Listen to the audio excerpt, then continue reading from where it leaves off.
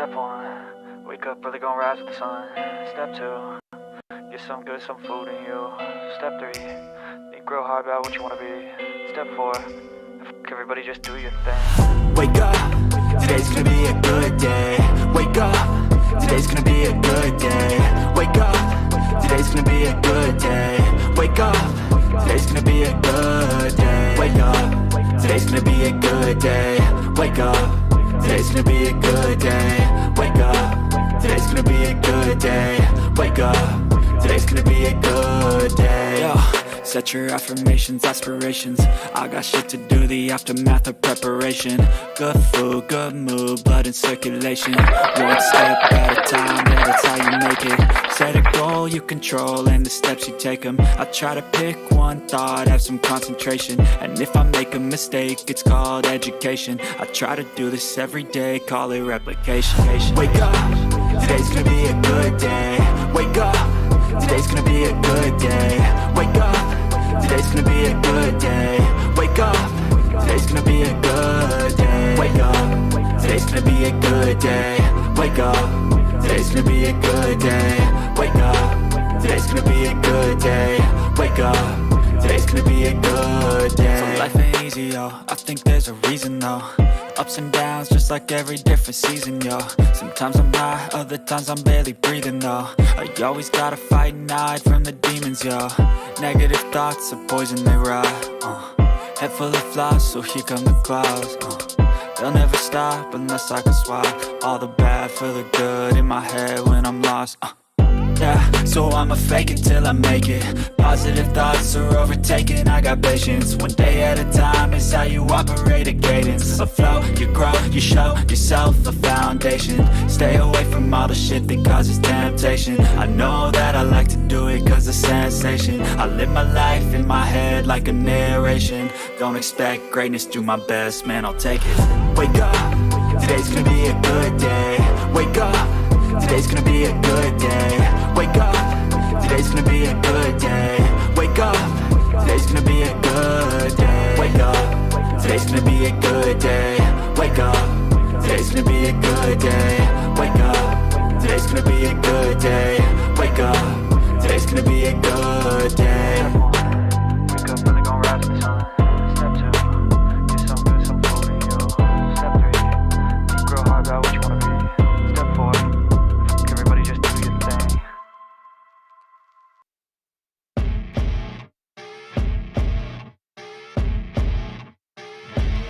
As you wake up in the morning, you want to find the latest, greatest information about criminal cases and have an intuitive conversation about the suspects associated with these cases. Head over to the Bullhorn Betty channel on YouTube.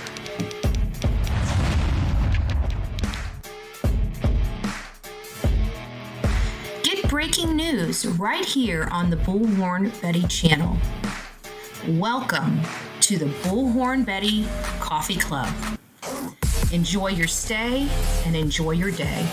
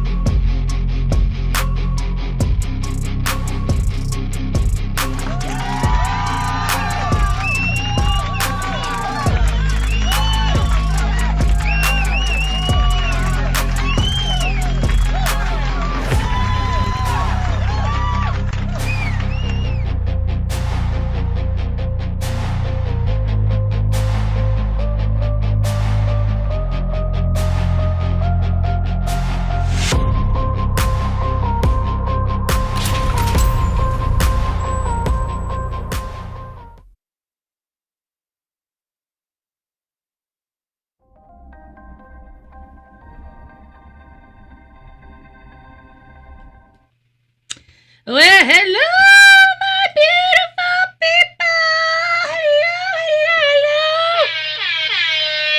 Sorry, I'm a little, yeah, I don't even think I got all of my stuff. Hello, everyone. And then I realized I didn't even have my stuff hooked up here yet. Oh, yes, I do. Oh, Oh, good.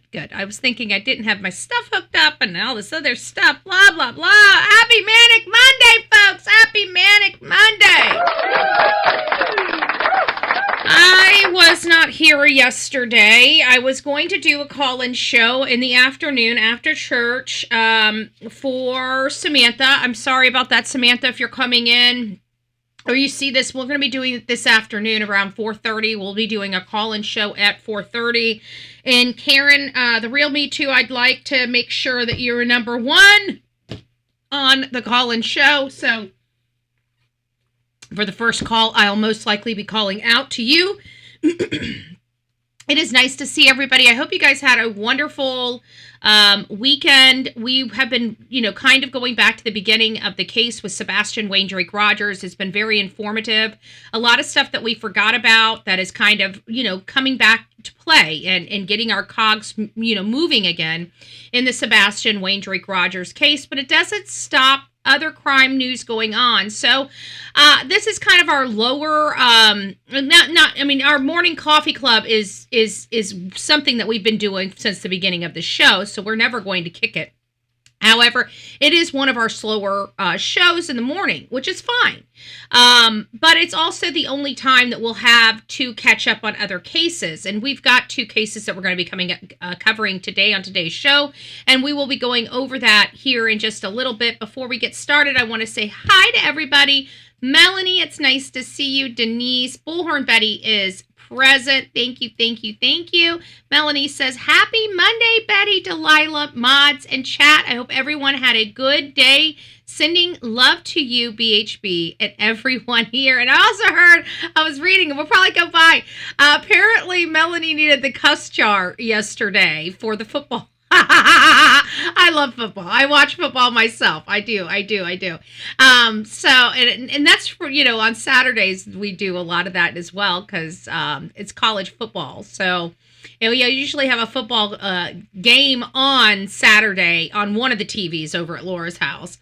It's nice to see you, Phil, from across the pond. Veronica, good morning. It's nice to see you, Love Bug. I hope you're doing well. Let Them 66, good morning. Dammy Crimes, it's nice to see you. True Crime Junkie, good morning. It's nice to see you. I could have used a cuss jar. So apparently a lot of people could be using the Bullhorn Betty cuss jar. Now we're going to have like you guys remember the Yaya Sisterhood of the Traveling Pants? Or we're going to have the coffee club traveling cuss jar. And they're all, except the 5-gallon buckets, all glass. So we got to be very careful when packing it up and shipping it. Bombastic, it's nice to see you. Holly, hey, Love Bug, I hope you're doing well. Unicorn, good morning. It's nice to see you. OG Jitterbug, hello. Peggy Oma, it's nice to see you. Our beautiful Robin up in the house. It's nice to see you, Debbie. Good morning, Texas woman. It's nice to see you, Love Bug. I hope you're doing well. Let Them 66 says, hello, mods, chat, and BHB. I hope you are staying warm. Wednesday is going to be our coldest day, folks. And if we're cold, we're going to be shivering here in Florida. That means you guys are going to have an Arctic blast, okay? I'm just letting you know. An Arctic blast is coming to the United States, okay? Wednesday, we're going to be okay? Just letting you know right now. Wednesday's going to be, and it's going to be cold all week. Don't get me wrong. Wednesday's going to be the day for Florida. No, Wednesday's going to be the day for Florida. It's going to be the day. But she says, stay safe and warm, and I hope you have a wonderful New Year's. My quote of the day, what one says doesn't mean it's true. Amen to that. It's nice to see you. Who else do we have up in the chat? It's nice to see you, Mama. It's nice to see you. Good morning. Good morning.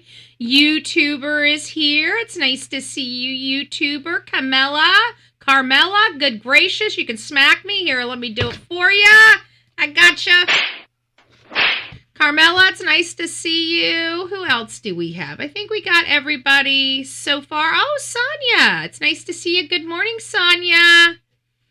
So we've got everybody in the regular chat. Now we're going to be over here in the vertical. If you're in the vertical chat, good morning, everybody. You're more than welcome to be there. We got about 18 people in the vertical chat. How you'd be able to tell whether you're in the vertical chat or not is the breaking news is above my head. If the breaking news is to the side of me here, then you know you're on the horizontal. But if you see it above my head here, then you know you're on the vertical chat. And you're more than welcome to be there. It's just going to have low people. Like right now, we have about 18 people over there in the vertical chat, while we have about 50 people over here in the horizontal chat. You're more than welcome to be there. Alberta girl, it's nice to see you. Tammy Crimes has already converted over here. And for the rest of you 18 people, watching from the bushes, good morning. It's nice to see you. Happy Sunday. I hope you all had a wonderful Christmas. Common sense. It's nice to see you, Lovebug. Ashley, good morning. It's nice to see you all this beautiful morning. I hope you all had an amazing Christmas holiday with your family and friends. And I hope you guys are preparing. Like, we're a few days away from the new year. I cannot believe that 2026 is like, we're ready to like ring it in. Where did 2025 go? 2025 I feel like we blinked, we sneezed, we farted, and burped, and then boom, we're in 2026. That's so raunchy. But it's the truth. It's the truth. Whispering Winds, it's nice to see you. It's nice to see you, Debbie. Good morning. Happy Monday, Vicky. It's nice to see you. So, I feel like everything. Who else we got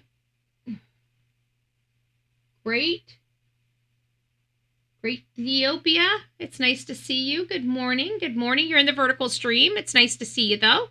We got 21 in the vertical stream, 56 in the horizontal stream so far. So good morning, everybody. Before we get going, we got this button from Miss Robin, and it's the badass button. You can do it! Okay, and we even we're going to be doing our Crush Your Goals. We got goal crushing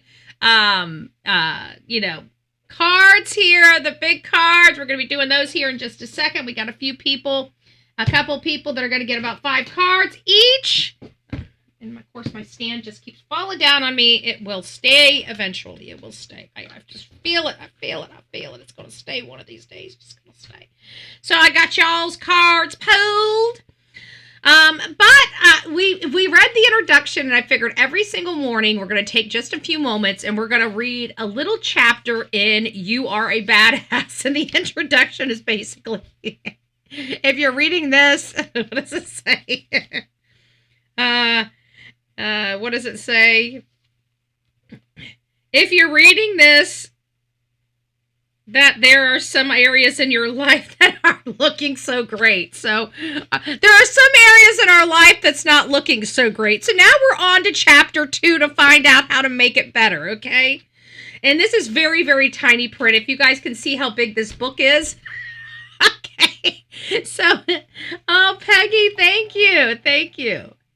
Bless you. Bless you. Good morning. Good morning to you, too. Good morning to you, too.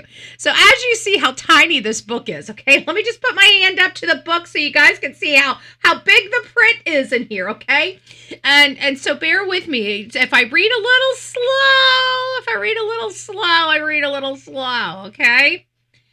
It says, how to embrace your inner badass. Okay. Love the one you is. Love the one you is. And I didn't misprint. See, it says right there, is, not are, is. See that? Okay. Now that you guys saw that. Imagine what our world would be like if everyone loved themselves so much that they weren't threatened by other people's opinion or skin color or sexual preference or talent education or possessions or lack of possessions or religious beliefs or customs or their general tendencies to just to do whatever the hell they are doing. Imagine how different our reality would be and the reality of everyone surrounding you if you woke up every morning certain of your own lovability and your critically important role on this planet. Oh, I'm liking it. I'm liking it so far. I'm liking it so far. And if you poo-pooed shame, guilt, self-doubt, and self-loathing and allowed yourself to be, do, and have everything your little heart desires, that's the real world I want to live in the interest of perpetuating such radical and reality-altering self-love, here are some of the best ways to win yourself over again. Well, interesting. Here's step one, folks. Get your... I don't hear pads and papers. Where are the pads and papers? We're giving you the notes to life. I want you taking notes, okay? This little book is magical. It's a magical book. So get your notes out. Okay, step one. Okay, write this down. Appreciate how special you are. Because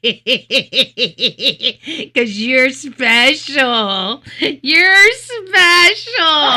Okay, we need to stop. I mean that in all seriousness and wholeheartedness. You are special and you can do it. Do what you love. Okay, let's stop. Appreciate how special. We should stop. I want to have the not so nice police knocking on my door. Okay. Appreciate how special you are. You are the only one that you will ever be. You are kind of a big deal. Woo-hoo-hoo!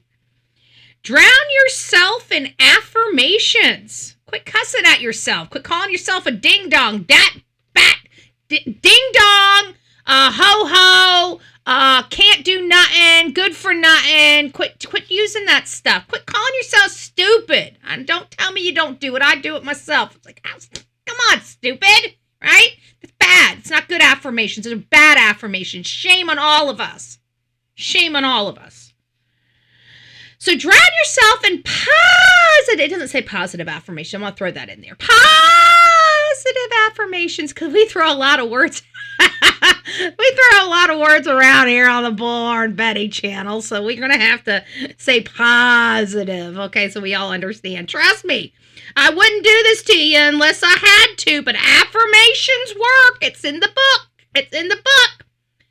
Find a few phrases to get to the heart of what you need to hear the most and repeat them all day long in your head, in your car, while you're walking down the street pretending to be on the phone, under your breath in the line at the DMV. Write them on a Post-it note, folks. Stick them around the house. You are beautiful. You will achieve great things. You are a winner chicken dinner, and you will not, make sure you put this on a Post-it somewhere, you will not show up on the Bullhorn Betty channel, okay? You just will not. All right, you're going to live. You're going to breathe. We're going to get to the old age part of it. Most of you guys are already there. Okay, I'll let you guys slap me. Sorry, guys. I didn't mean... I'm sorry. I get it, okay? It's stinging a little bit, okay? Getting up there. I can feel it. Okay. So write them down on a Post-it and stick it on your mirror, your refrigerator, or in your car and say, you are amazing. You are beautiful. Ditch the self-depreciating humor. Oh, it's because I'm so clumsy. No more. No more pointing out. No more being fat and opinionated, okay? All right, you hear that, Cinnamon Shogun? You're gonna have to change your statements, because we're gonna be, we got the list on how to be a badass. No more fat and opinionated. It's bad. Ditch the self-deprecating humor. Seemingly harmless jokes over time return seriously destructive beliefs. Our thoughts become our words become our beliefs become our actions become our habits, and our habits become our realities. So just stop. Oh, I like this book. Also notice the verbiage that runs through your mind. Ooh, you know, those things that go on, you know, unbeknownst to us, we're just walking along and then boom, it's like, where did that come from, right? Yeah, those things. We got to start working on that too. So notice the verbiage that runs through your mind when you're being the most heinous to yourself, and come up with new and improved responses. For example, every time you look in the mirror, the first thing you thought is yikes, right? Now you're going to say, hey, gorgeous. Hey, gorgeous, how you doing today? Hi. That's what we're going to do. That's what we're going to do. Okay. Let the love in. This is where we're all making mistakes, right? Because people just piss us off and we're like, we don't like humans. Where's the dogs, right? Where's the pets, right? We don't like humans. But you know what? I don't know how good that is. So every now and again, we're going to have to let some of that love shine on through. So receive compliments gracefully instead of countering them with a disclaimer such as, oh, this ratty old thing? Try this. Thank you. just try the simplest way. Just say thank you. Why, thank you. Thank you. Take care of your body too. Say nice things about your body. Dress up and take it out. Move it, stretch it, nourish it, hydrate it, pay attention to it. The better our bodies feel, the happier and more productive we are. Don't compare yourself to others. The hell are you comparing yourself to others? We are made uniquely in the vision of our Lord and Savior. Why are you comparing? What, you think you got it wrong? You didn't get it wrong. Don't waste your precious time giving one single crap about what everybody else thinks about you. What other people think about you has nothing to do with you and everything to do with them. Amen. You guys hear that, you hate channels? Do you hear that?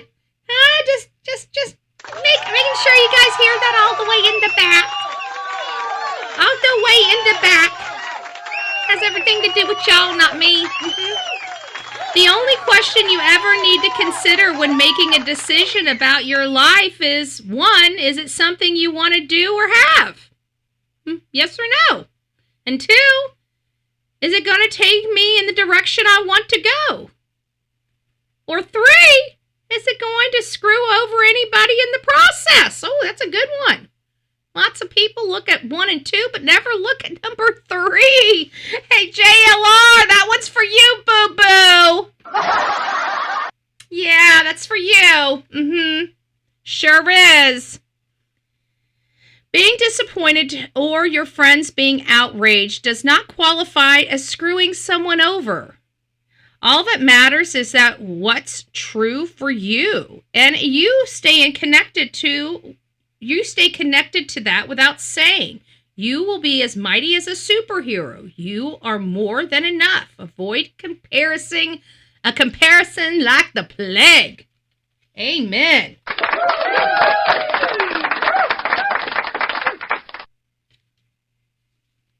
Forgive yourself. Ooh, that's a good one. You have screwed up in the past. You will screw up again. That is for certain. That is certain for certain, right? Dragging around guilt and self-criticism is beyond unhealthy. That's why the hate channels always try to bring up your past, because they know it's an unhealthy place to be. And if they can get in your head, they can get in your head. So you don't let them get in your head. That's step 1. Okay, it's utterly pointless, not to mention boring. Guilt, shame, and self-criticism are some of the most destructive forces in your life, which is why forgiving yourself is one of the most powerful things you can do. You aren't a better person for feeling guilty or bad about yourself, just a sadder one. And we don't like sad people on here. We already got crap we're dealing with over here. And lastly, step 7... is a big old fat love yourself, because it's the holy grail of happiness. Without loving yourself, you go nowhere. Thank you. That's chapter 1. We're done with chapter 1. We'll come back tomorrow to learn chapter 2 about how to become a badass, okay? Badass in a small little yellow book, okay? We're doing this thing. We're doing this thing, okay? All I can say is it's totally fake news. It's just fake. It's fake. It's made up stuff.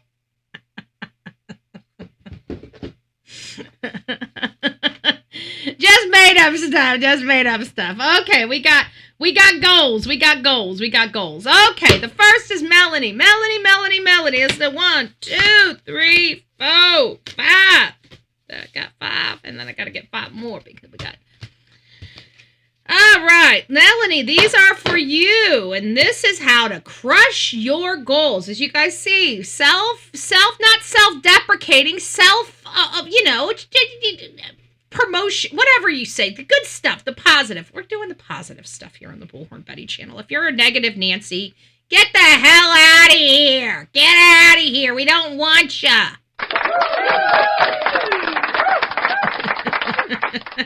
Everybody's like, Betty, you keep having these negative Nancys and these Karens and stuff. You're not going to have much of an audience left. They're going to be so pissed off at you because you keep degrading their name, damn it. I'm sorry. I didn't make them up. I'm just rolling with them. That's all. All right, guys. It's nice to see you. I'm Bullhorn Betty. We will get into our show eventually. The question here is crush your goal number 1, and this is for Melanie. The question of your worthiness is not on the table at all. You know what you want. Embrace that. Stand up for it without huffing the spray paint that everyone else is huffing. Quit drinking the Kool-Aid. I like that one. Instead of we're not going to say quit drinking the Kool-Aid anymore. We're going to say quit huffing the spray paint everybody else is huffing. That's more the Bullhorn Betty show. I'm just saying it seems like it's more right up our alley. If you have a goal that is very, very far out, you approach it in little steps. You start to get there even faster. Sometimes you just have to put on lip gloss and pretend to be psyched about it. Woohoo! Right? Do not wait. The time will never be just right. Start where you stand and work with whatever tools you may have at your command. So time to get in gear, folks. Time to get in gear. The only way to get a thing done is to start to do it. Then keep doing it. And finally, it is finished. Yay! Woohoo! That's how you crush your goals. All right, Melanie, thank you. Thank you. Who was the next person? The next person is... who was the next person? I'm so sorry. Oh, Let Them 66. Let Them 66 is next. Let Them 66 is next. Okay. Let Them 66. Okay, this is the ones we already did. Where's your goal? I already pulled yours. Here's yours. Oh! Fear is boring. Fear is boring, Let Them 66. Oh, by the way, thank you so much. I did get that from... the GoFundMe. Be strong, be fearless. Oh, I like this for you. Be strong, be fearless, be beautiful, and believe that anything is possible when you have the right people there to support you. Woo! I love that for you, Let Them 66. I have failed many times in my life, but more importantly, I've learned from every setback. Proudly own up to your mistakes, grown from disappointment, and now you're a glamazon, biatch, ready for the runway. Woohoo! The true and durable path into and through experience involves being true to your own solitude, true to your own secret knowledge. Be true to yourself. And lastly, I think this is one that everybody needs to learn. Baby steps, baby steps, baby steps. Baby steps through the office, baby steps out the door. It works. It works. All you have to do is take one little step at a time, and you can do anything. Do you hate that job? Baby steps, baby. But make sure those baby steps are baby stepping it right to that exit door, right? Because you've got things going on in your life and you are ready to make them happen. You are ready to make them happen. And Peggy, we're going to go with something a little bit different with you. We're going to go with always be on the lookout for the presence of wonder. We're going to pull 5 cards out of here and see what these have to do with. Okay. Got 1, 2, 3, 4, and 5. Let's see what this is all about. Ooh. The essence of health is in an inner kind of balance. The essence of health is an inner kind of balance. Take care of your balance. Don't be afraid to take a big step. You can't cross the chat.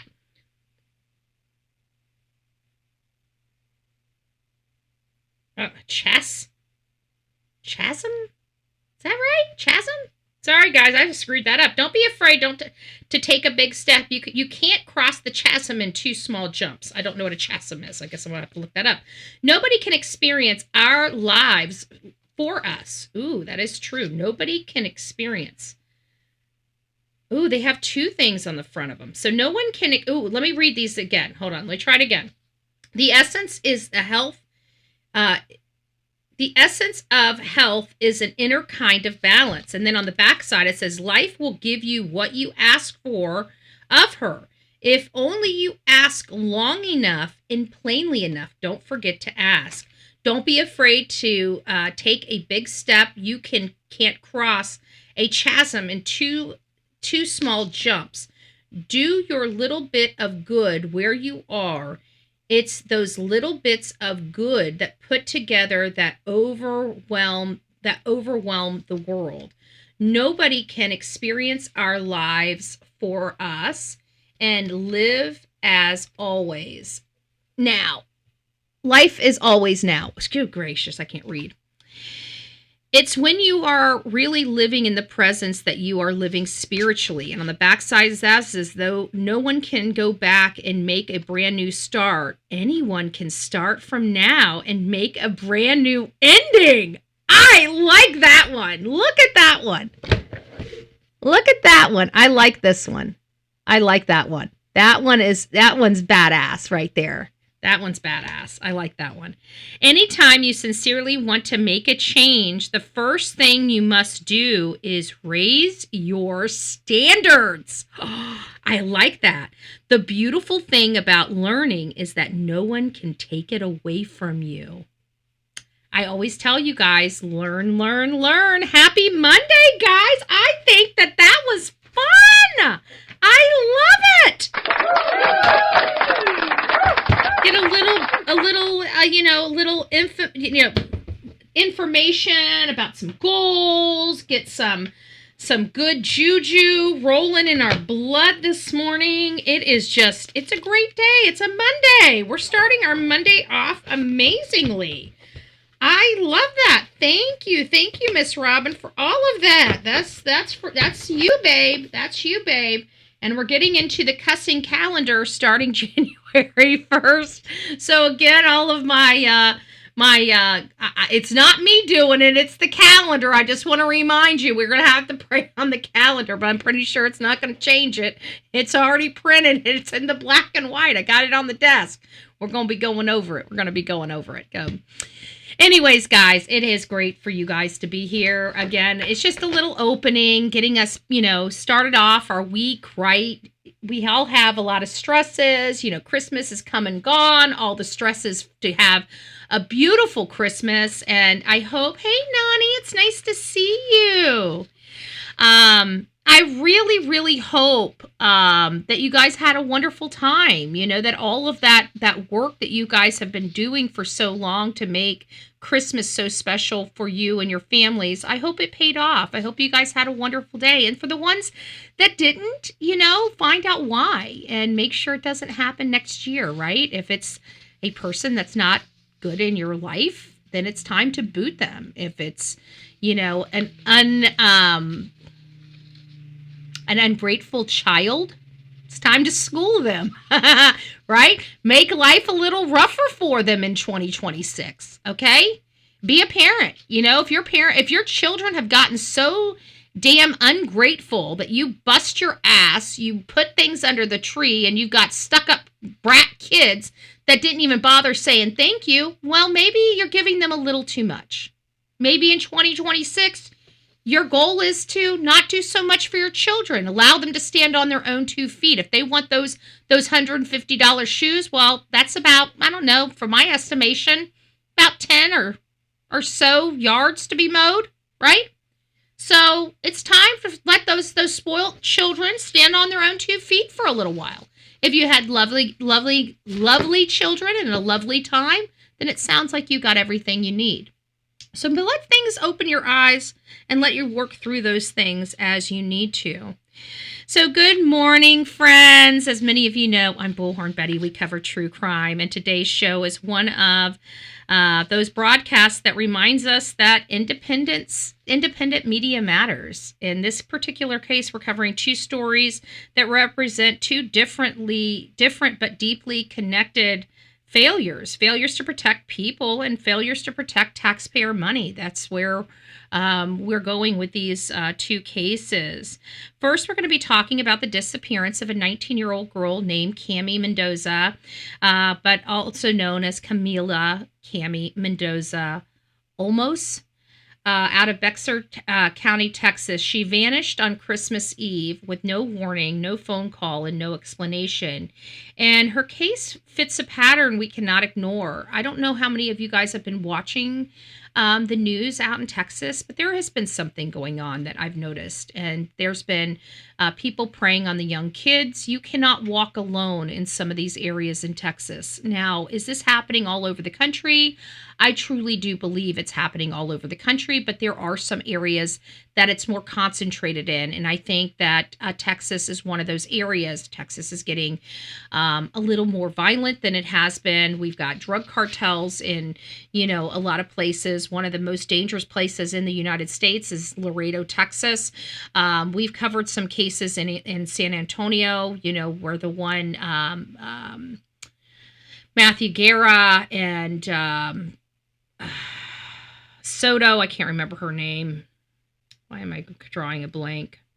Anyways, they were both, she was getting ready to have a baby. They were both shot in the head, a drug deal gone bad. And so I've also been watching some other things where children are going for a walk or outside and they are just, you know, yoked up. One such case was just recently took a lot of news where he tracked his daughter's phone and found her being held in a vehicle at knife point while the assailant was partially nude. He went to jail for that crime.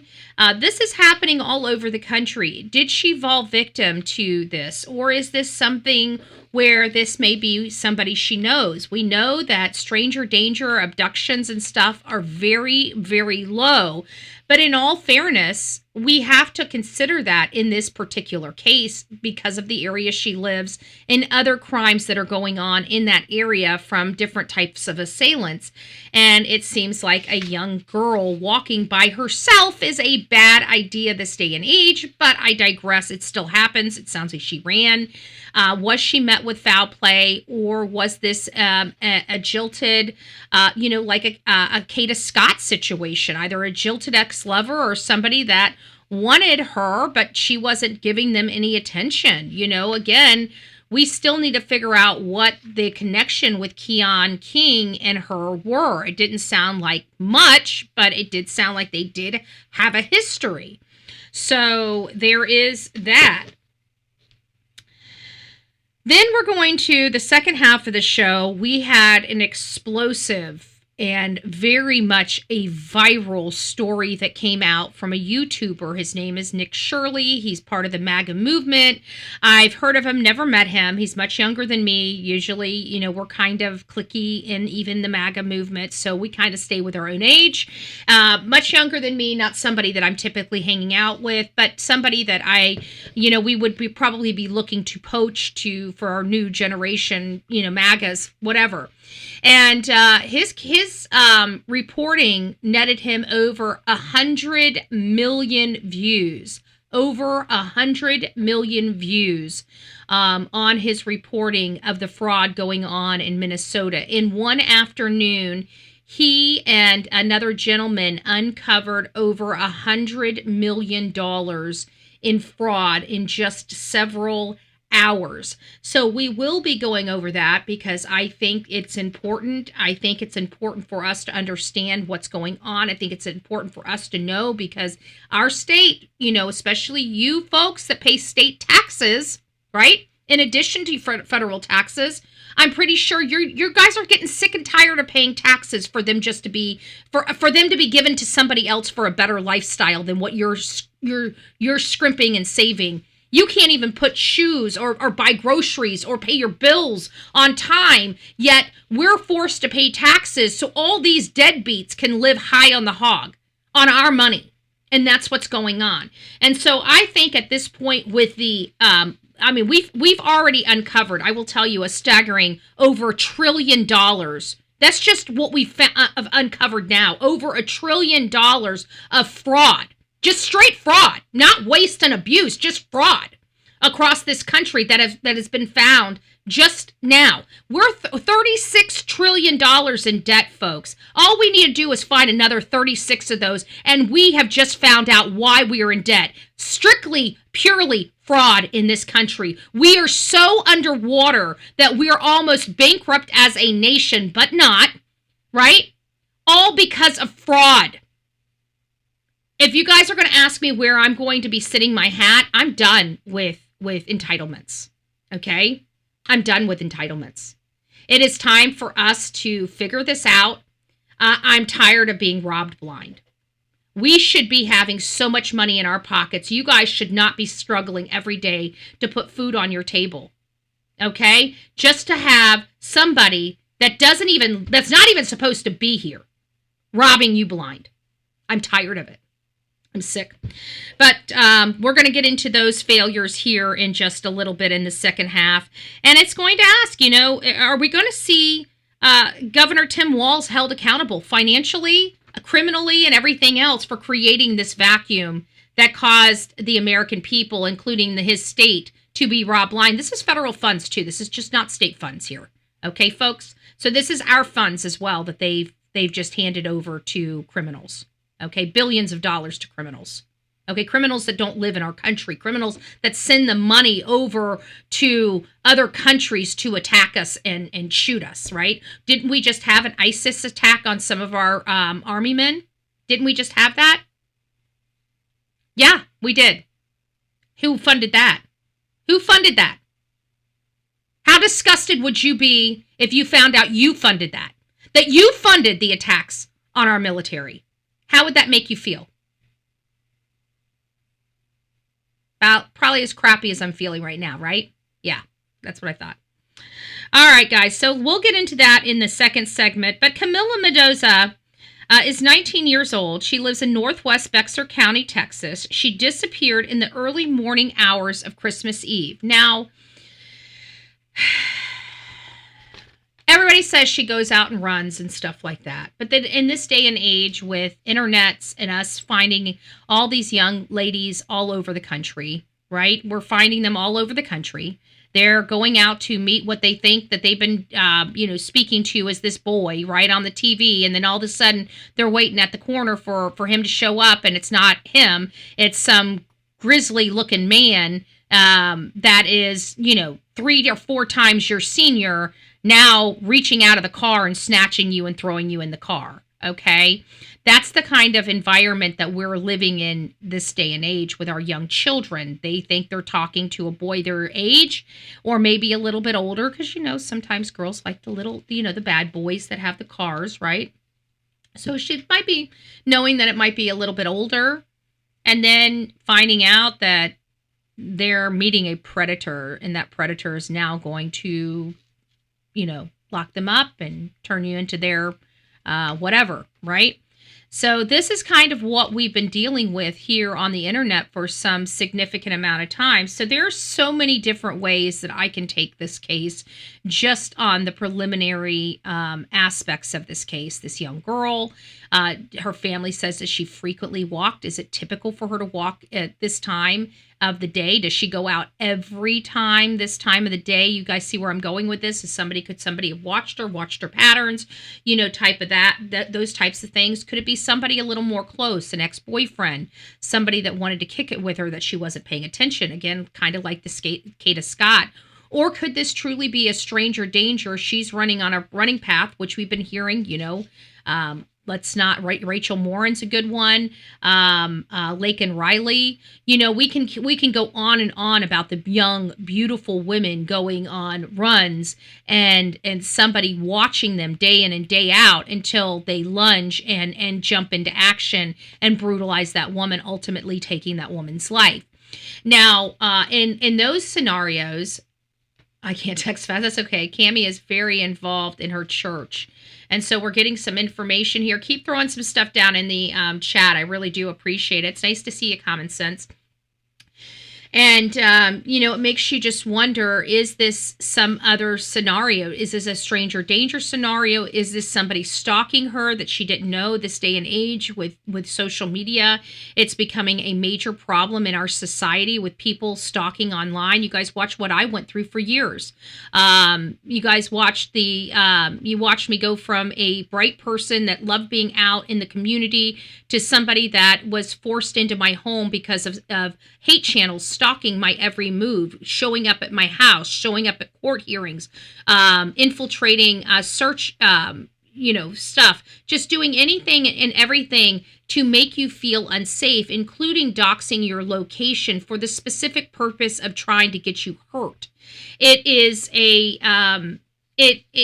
this is kind of the environment that we are in. Is this something, or could this be mom and dad wouldn't let her be with her man, or something like that. And she just made the plan to leave and not come back. There's a lot of different, we don't know these people's lives, which makes it difficult because, parents don't always tell us the truth at the beginning of these things. They don't tell us about the fights that they were having or the internal family turmoil, those things are very, very relevant in our work and our makeup, especially when doing these types of cases. But yet, usually finding them out, we have to hunt for them because they're not, parents don't readily make them available. Hey, Libby, it's nice to see you. Hey, Rena, it's nice to see you. But it doesn't mean that there's anything bad going on. In this particular case, the way the family is acting, the way they are speaking about this young lady, obviously there is things. And we always say, especially with these adult cases, you've got to kind of sometimes sit in that law enforcement office until somebody takes you seriously. So I never want to dismiss when family is saying something's not right, and us take the road of, oh, well, this is just a teenage kid that ran off with her boyfriend. We can't take that. I'm sure they've looked at that avenue. So surveillance video shows Camila outside of her home at 6:58 in the morning, which is not, too awfully early. It seems like a normal, for me, a normal time. I'm up at 4 o'clock in the morning. Regularly, I'm up very early in the morning. She appeared to be looking inside or around her vehicle. Now, this is very interesting because, naturally I'm trying to figure out, what is she looking for? Is she looking for something to leave with? Many of us know that children around this age, 17 to 19, they're still under their parents' control. Again, these are just possibilities. Don't think that I'm leaning to, I don't know enough about this case right now to lean in any particular avenue. Okay. I know nothing. Right now, I can't even determine whether there's foul play or she's willingly walked off. We're not even anywhere far in this case. Okay. I just want to put that out there. We are literally in a fact-finding mode. We're not in an analysis mode. We're just trying to find as much information about this case as possible to help lend us an idea of what may have happened. So if you guys know information about this case and you'd like me to share it with me, please send it to bullhornbetty@gmail.com. I will put a caveat on that. I do not have time to watch 2 and 3 hour lives. So if you're sending me a link to a live that's an extended live, 2 or 3 hours, like a Bullhorn Betty show, please just give me a brief synopsis of what's in that live. Is there you're sending it to me because it said something. What's the point that you're trying to let me know? What is the talk? What was the purpose of you sending it? Is it because you're thinking of a person, a location? Let me know. Just give a little brief synopsis. Just don't send me, you need to look at this, okay? Because I can promise you, whether not to hurt your feelings, I will not look at it. Okay, if you just send me a link and say, hey, look at this, and I open that link and I see it's 2 hours long, I'm closing it out. I'm not looking at it. So if you want me to know what's in there, you're going to either have to explain it to me or tell me where in the video I need to pay attention to. Even just around, it doesn't need to be exact. I'm not that picky, but if it's like the last 20 minutes of the live, why am I going to watch the first 2 hours of the live? You see what I'm saying? So it's one of those things where if you guys see a large live, but it has great information, don't just say, watch the whole thing. Just put it in nuggets for me. They said this, this, this, and this. And if I think it's interesting, I'll go and pull the transcript and research for some key terms that would go around that and go and listen to that aspect. But just let me know what is in there. And that'll help save me a lot of time and get to a lot of meat, the good stuff that we need to know so I can log it and have it for the next time we're here. So anyways, I'm very interested about why she's looking in around her vehicle. This is telling me that when you hear something, she appears to be looking inside or around her vehicle. Let's think about that.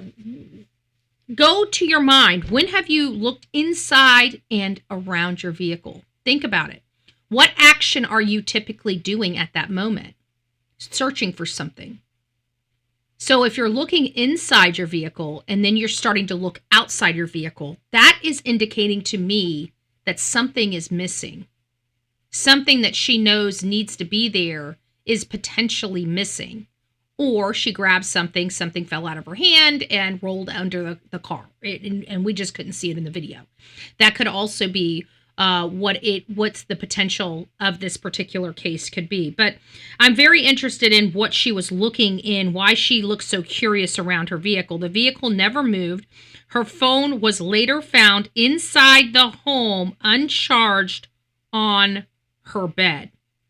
This is another critical factor, which leads me again to believe that when I hear stuff like that, 19 years old, uncharged phone. I don't know about you, but my phone is always charging. I got charging cables everywhere. No matter where I'm at, my phone is charging. Why? Because I can't live without my phone. Like many of our young people this day and age, I work nonstop on my phone. Granted, it's for my job, but when I was younger and I was on the phone, what was I on the phone for? With my friends, right? And we know damn good and well that most people, right, keep their phone on them. Trying to keep a 19-year-old from her cell phone is like driving a freaking hole in somebody's head, okay? It's hard to do. In my opinion, if you're looking for something in your vehicle, you open the door, look inside, not just stand outside of it. I don't believe it is her. Interesting. I heard her battery was removed. Ooh, so we're hearing the battery was removed. This seems more personal. If that was the case, now we're starting to to see some things. We're going to have, if you guys hear of anything that I'm reading here, if you find the receipts to that, send it to bullhornbetty@gmail.com. Everybody always asks what my email address is. I have made it super simple for all of you. It's my name. You see my name above my head? It says Bullhorn Betty. You put those two words together and put an @gmail.com, and that's my email. It can't be any easier than that for you. bullhornbetty@gmail.com. Very simple, very easy. If you guys find receipts like Alcoholic, if you find where you heard that her battery was removed, even if it's rumored, I'd like to source where that came from so I can reach out to them to find out if they do have something that indicates, or a person that said it, or a family member that they might. You see where I'm going with that? I don't know anyone who turns their phone off. Without charging it. Exactly. I don't understand this. 19 years old. You know, and country people, they're not hooked to their phones, okay? But city people, they're hooked to their phones, okay? I'm sorry, country folk, they have too much stuff, too many chores to do, okay? That's the reality of it. Usually country folk have large pastures that need to be manned. They have animals, lots of farm animals, lots of dogs, cats, ducks, you know, just you name it. They have their hands full taking care of their homes. Even the teenage kids have their responsibility. If they have horses, goats, cows, or anything like that, the children are responsible for taking care. So when you're out in the country, you're not as hooked on your phone as you are more urban, suburban type of areas, you know? No battery wasn't removed, Tammy says. Okay, so the camera was set on motion detect. I think she was kidnapped. That's kind of where I'm going. It's either that, but we do need to make sure. But if you guys do have the stuff, or you guys see stuff on here, Alcoholic, you've heard it from somewhere. I think it was on Clutch. Send that to me. Send that to me, and I'll. Can't remove batteries anymore on phone. Oh no, I don't think she. I think they're talking about her battery in her car. That's what I got out of it. The car battery was removed. That's what I was getting. I wasn't thinking that the phone battery was removed. And there still are some phones that are sold with the battery being, and I don't know why they did that. If you purchase a product and you don't want it tracking you, you should have a right to disable the tracking. Period. I'm sorry. Even on the cars. I think that you are a human being that lives in America, and you should have, every time you get in your vehicle, you should have a choice whether you want it to track your movements or not. You should have a button to push that, yes, I authorize it to track my movements. No, I do not authorize it to track my movements. And same with the phone, because we're still entitled to privacy. We're this whole thing where we have to give up our privacy in order to have, we shouldn't be forced, that's being forced down our throat by our government. Okay? Do you think Apple really gives a crap whether I can remove a phone or not? I'm sorry, I just don't believe that Apple really cares whether I can remove the phone or not, or whether I can turn this off, from tracking. I don't know. I feel some type of way about that. I think there needs to be more that we as consumers push onto our government for privacy.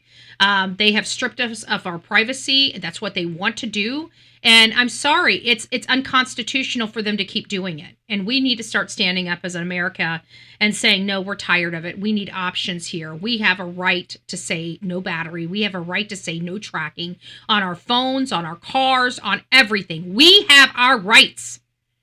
And when we spend $50,000 on a freaking vehicle, we should have the right to choose whether we are being tracked by our vehicle or not. We should have that right. We should have a right to clear our data.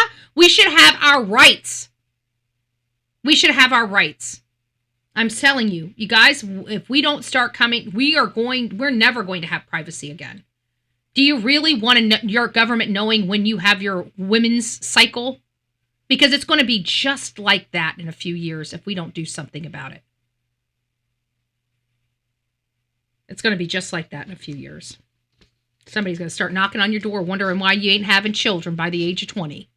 We need to start having some children. You're not having children. Do you need to go to the doctor? We're having cycle issues. I'm sorry. I got to be disgusting like that because I want it to sink in, okay? I want it to sink in. She was said to have last been seen wearing shorts, white shoes. The still pic of the person outside of her car is clearly wearing a long pants, a jacket, black shoes with white soles, in my opinion. Interesting, YouTuber. All right, well, let's get through this. Let me get through here. Let me get through my thing, and let's get some stuff pulled up here. So the surveillance footage shows Camila outside of her car, which, obviously is in question. We've had some people question whether it's her or not. Outside of her home at 6:58, she appeared to be looking around her vehicle. The vehicle never moved. Her phone was later found inside the home, uncharged, on her bed. Typically, when I hear stuff like that, I think it's a runaway. I'm sorry, but that's just the first thing that comes to my mind when I hear a phone's uncharged, unplugged, and everything, and laying on the bed, untracked, when she willingly left her home. You see what I'm saying? I've got a problem with that. We hear this all the time. So it's possible she's still abducted. It could have been somebody that was on the computer that told her to leave her phone behind. That detail matters. People do not voluntarily leave their home on Christmas Eve on foot without their phone, without telling anyone, without shoes appropriate for a long travel, and without money unless something has gone very wrong. So it's still giving me a vibe that she willingly left, and they're talking about walks and stuff like that. How do we know that she wasn't meeting somebody on these things, especially parents aren't looking out? Law enforcement issued a clear alert. Remember I told you guys, this is the alert that was not issued for Melody Buzzard. One of the reasons why I really thought that the case was hocus pocus to begin with, because they weren't following their protocols in California. This one is. So they've issued a clear alert, which is basically that endangered person alert that they did not issue for Melody Buzzard. Again. Law enforcement issued a clear alert, meaning authorities believe she may be in danger. So early in the morning, Camila is seen on surveillance footage. No evidence that she entered another vehicle. So whatever the video camera shows, it just shows her walking off.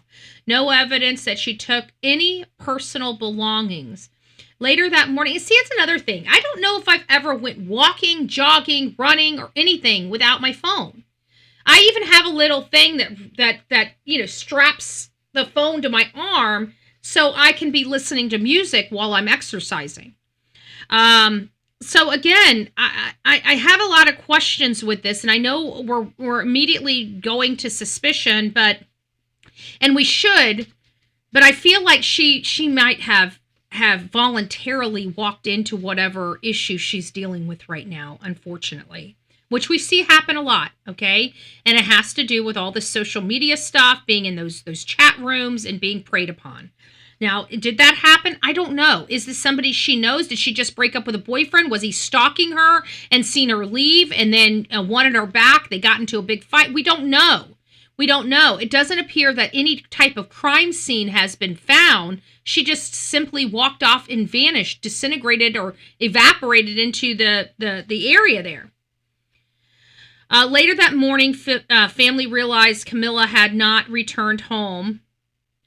Search efforts began. Authorities canvassed the neighborhood. No confirmed sightings since. When someone disappears like this, investigators look at three broad categories. Obviously, voluntarily disappearance. Okay, we got to look at this. I mean, she's walking out of her home and she left her phone behind, uncharged. She didn't take any personal belongings with her? None? Not even money? I don't know. Accidental or medical emergency. This happened in Ruth Sakala's case. Okay, Ruth Sakala was a very unknown case that I and Caribbean, I can't remember, Caribbean Breeze, I think it was her name, what she went by on here. And JLR covered that case, and we went searching for her in Pasco County. And this was a lady that got dressed and wanted to go shopping, and she usually walked to the shops, and she never returned home after several hours. Her husband got in the car and went searching for her to see if and this was a regular thing she did. Her elderly husband got in a car and went searching for her. and could not find her at her favorite shops. And then she just never came home. So he ended up calling his daughter and saying, she never came home. Then missing person was out. We got the missing person. We were, doing a lot of missing person cases at that time. And so we jumped into action and started searching the area, reaching out to the family and getting some boots on the ground out there looking for Ruth Sakala. But Ruth Sakala never was found. We never were able to find her. We did not know which direction she went, but she ended up having a medical event. She ended up having, I believe it was a heart attack or a stroke. Something disabled her and she dropped right where she was at. But there was an overgrowth of foliage and stuff where she fell in and nobody found her. She just never found again. And it was an accidental or medical emergency. She left her home willingly. She ended up having a medical event. She lost her life. She died right where she stood. She lost her life in tall grass, and nobody found her for over a year. Over a year. And she was literally right out there basically in the open. It was all natural. There was no foul play, nothing like that. And it still took well over a year to find Ruth Sakala.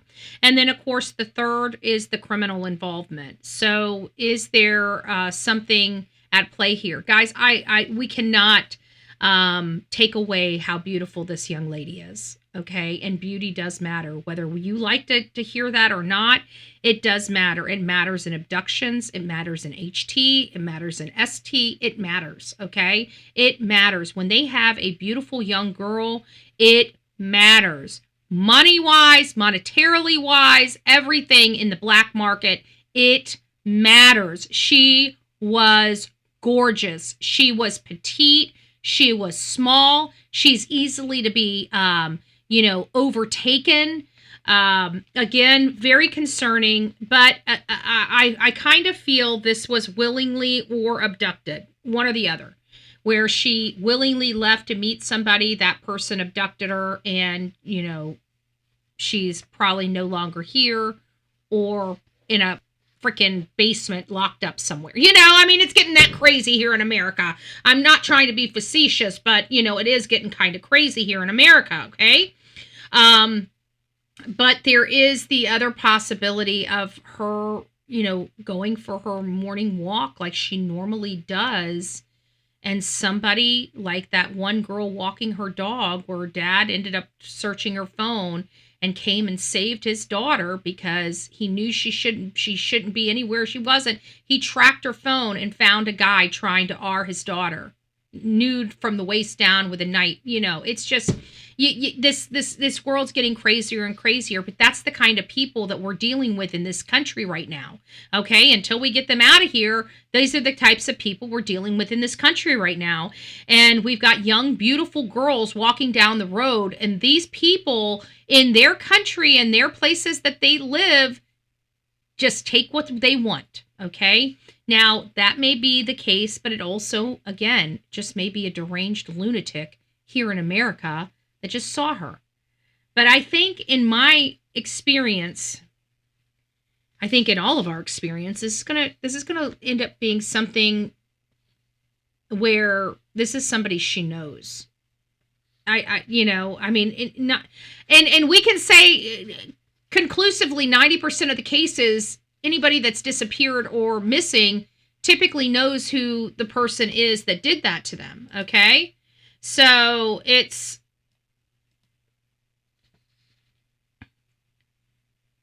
there any video of her in the neighborhood? Yeah, we're going to be getting there. Let me go ahead and pull this up right now. I think it's Lily and Jack. Yeah, here we are. I don't want this one. Let's go to this one. Oh, I guess this is the first one. I thought we had a different one. There it is. Public prayer for the safe return of Camila Olmos. The teenager has been missing since Christmas Eve. Deputies and volunteers are fanning out, searching for any sign of her. The 19-year-old was last seen leaving her far northwest side home, seen on home surveillance footage just before 7 a.m. Wednesday. Her mother told investigators it's normal for her daughter to go on early morning walks. Investigators believe Olmos left on foot because her car was still at the home. Deputies say they've used resources ranging from drones to volunteer search teams and rescue crews, even cadaver dogs. But tonight, they're no closer to finding the missing teen. News 4 San Antonio's Phil Sterling has been... I don't like this. I don't like how this is working. And not only that, she's been gone entirely too long for me to be comfortable with how this is progressing. But hey, Deborah, it's nice to see you, love. I hope you're doing well. Pebbles, it's nice to see you.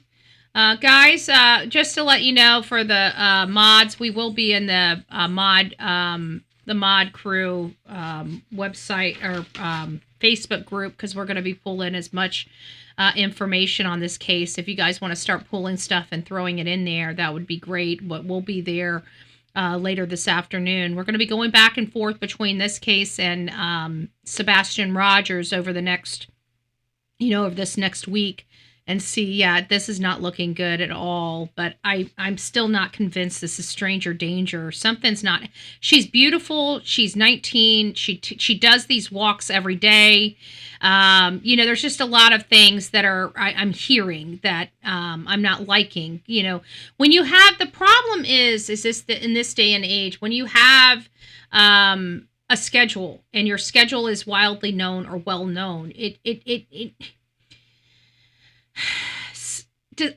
don't know if I should say sets you up for failure. I think that's the wrong word to use, but it makes it easy when somebody wants to do bad things to you, right? Like, I mean, you guys know for just look at, you guys have experience in that as well. Look at my lifestyle, okay? Look at the stuff that went on here. We had to get to a point where we could barely tell people where we were or what we were doing out there, because we had so many people stalking us and trying to harm us, literally harm us out there in the field. And these are people that we knew about. What about the ones that we didn't know about? So when you have a schedule or people know your routine, you do become prey in part, even if you're not a Bullhorn Betty and you're just a normal person. So you have to remember that. If you're going through a relationship difficulties, you're breaking up with people, start changing your routine slightly, just as preventative. It may not be anything important, but you never know. It might save your life one day. There's a lot of creeps outside, never know. Exactly, Pebbles. This is just, this is bothering me a little bit. So, in Texas, there's an overwhelming majority of SA victims that are female, a significant percentage under the age of 25. Most know their attackers, though. In missing person cases involving young women, boyfriends or romantic partners are often examined first, and we do the same thing here. We look at those romantic partners, and then of course the friends and acquaintances, because there's also, like in the stuff with Kata Scott, it seems like that Keon King was an acquaintance, for lack of better terms. They knew each other, but it doesn't seem like they were dating. But I digress. But they are typically friends or acquaintance, are statistically more likely suspects than a stranger. We know that stranger dangers are, they're becoming a little more common this day and age because of the internet, but still not necessarily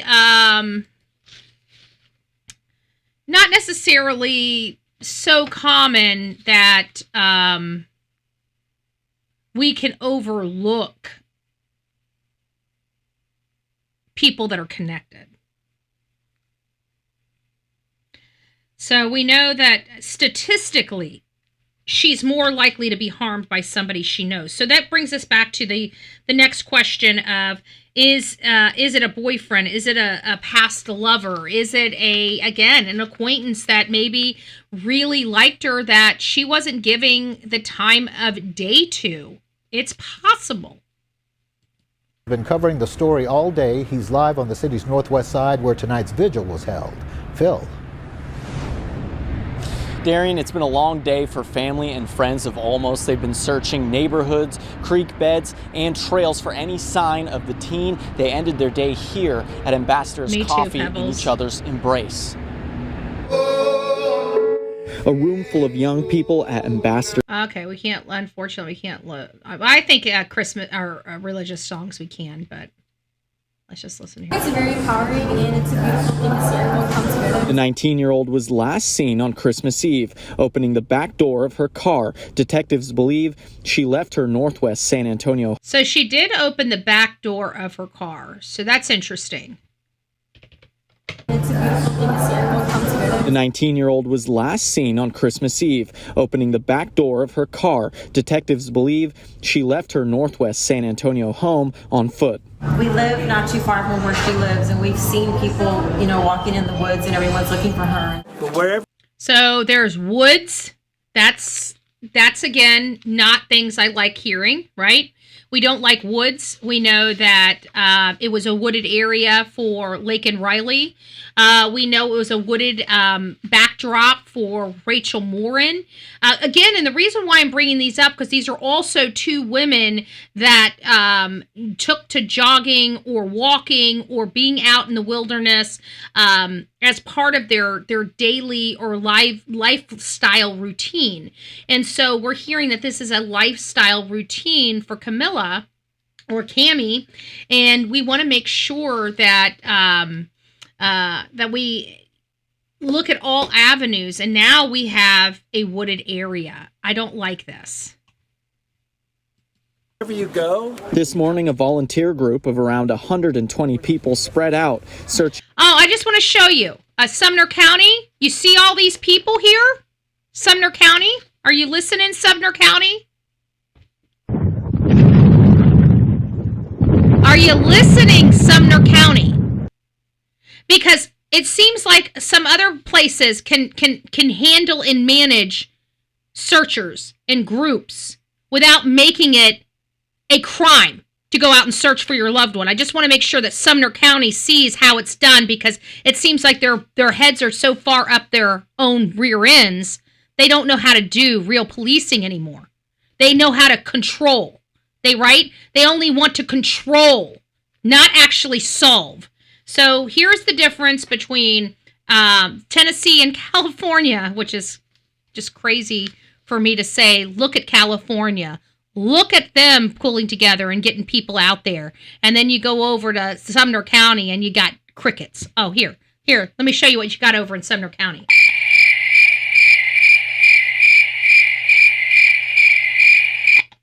Right? You are fake news. Just saying, Sumner County.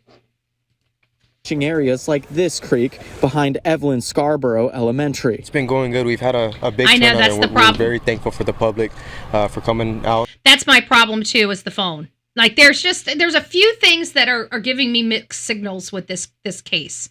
And the phone by far has to be one of them, because again, I don't know many people that don't run or walk or keep their phone on them when they're out. Okay, I'm pretty confident Lake and Riley had her phone on her. I'm pretty confident that Rachel Morin had her phone on her. But again, because like I said, I have a strap for mine. Even when I'm out in the field, I can strap my phone up. Or when I'm out running or jogging or whatever the case may be, I've got a strap for my arm. Because I have things that go into my ear like these, so I can listen to music to help keep up, my pace and stuff like that. Especially a 19-year-old. That's the problem I'm having. So I'm getting a lot of mixed signals with this case, and it has to do with the phone. It has to do with her opening up the back door. What was she getting out of the back seat? It didn't sound like she took anything with her. So what was the purpose of that? I've got some questions. No phone. Yeah, and it's the phone. But that's where I'm getting the mixed signals from, is the phone, because typically when you have a child that leaves a phone behind, and especially one that's dead and left behind, and they leave their car behind, and they leave their keys and their money behind, typically you're dealing with somebody that's wanting to get out of Dodge, that's intentionally wanting to leave and not come back. And again, it makes you want to know, this is kind of where the angles go. There's several possible possibilities that we must consider, acquaintance involvement. Again, we're going to look at a boyfriend, a past lover, a past boyfriend, acquaintances, coercion or grooming. This is kind of where I'm at, today in today's society with social media. We've been hearing on Roblox and, even Instagram, Telegram, and other places where they're setting up opportunities for these predators to, find individuals and start working on them. And that is that definition of that activity is what is labeled as grooming. And is that a possibility in here? Opportunistic abduction. Now, this is what's happened to Laken Riley as well as Rachel Morin. And the reason why I keep going back to them is because they were also beautiful single women that were alone, that were walking or exercising at the time of their disappearance, and then later found out that they were ultimately, unalived. My problem here is that both of those people, Laken as well as Rachel, were found in the area in which they were attacked. Okay? So this girl couldn't have walked very far. She had most likely the same route she took every single time she went out. If this was what she did, if she wasn't up to no good, right? And she doesn't seem like she was up to no good. She seems very responsible. It seems like she was smart. Her parents trusted her. She had her own vehicle. She had things. So was this an opportunistic abduction? It could very well be an opportunistic abduction. But again, it comes down to that phone. Why did she leave the phone behind? It may just be that she doesn't work out with a phone. But again, how many of you guys don't work out with music? I mean, I don't really listen to music that much unless I'm working out. Then I've got to have the beat. I got to have the poppin' music. I do the hits where you're, the high intensity interval training. I don't know if you guys have ever had that. It's like where you're kind of you're working out just kind of strength, and then you hit it really hard for like a minute and 30 seconds, and then you reduce your heart rate, and then you hit it hard for a minute and 30 seconds, then you reduce your heart rate. It's called hits. Anyways, I do that now. So the music for me is very important when I'm exercising. It helps keep me motivated. It helps keep my beats, my steps. It amps you. So that phone being left behind, in my opinion, is giving me mixed signals. Faye's saying maybe a boyfriend. I'm kind of thinking that. But again, we can't take away, social media, the coercion, or the opportunistic abduction that we saw in Rachel Morin as well as Laken Riley. And then, of course, in this area in Texas, we know that there's been always an uptick of illegals and other type of nefarious people. Laredo, Texas being one of the most dangerous areas in Texas, littered with cartel, and of course the HT and ST risk in that area. Is it in this area, Bexar County? I don't know. Okay? I don't know. Hey, Mary, was Holly Boo Boo running as well? No, I don't know about Holly Boo Boo. I know she was in Texas, but I did not cover that case. And I knew that law enforcement, they didn't want anybody involved in that case. And if we would have left it to law enforcement, that case would still have been left unsolved. Tennessee law enforcement sucks. Okay, I don't know where they've got their training for law enforcement, but they all need to be fired, and they need to build law enforcement back from the ground up. I'm sorry. When you have this much widespread issues in the state of Tennessee, we've got a problem. But they're too busy sticking their head in the sand and worried about farmland, according to Marsha Blackburn, that they don't even really have time to deal with the serious and real issues in their state. So, there is that. There is that. This is why timing matters. The first 48 hours is crucial. We already know the first 48 hours has come and gone. There are a few things that I'm going to say. We're going to finish this, but there are just a few things that I am going to say on the heels of this, folks. And that is that they have not found her. That tells me a little bit more, okay? If she was on a walk, even out there in the woods, she can only go for so long, right? I doubt that she's going to change her routine. So if she's, hey, Ashley, it's nice to see you. Lori, it's nice to see you.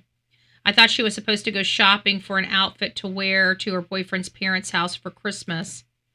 We haven't heard anything. Right now, all we know is that she leaves typically in the morning to go walking. I don't really take walking as being shopping. We will get some more. We're going to be doing that. And also send me anything that you guys have on this case, bullhornbetty@gmail.com. If we need to, we'll set up a Facebook group to help bring some of those opinions and leads in.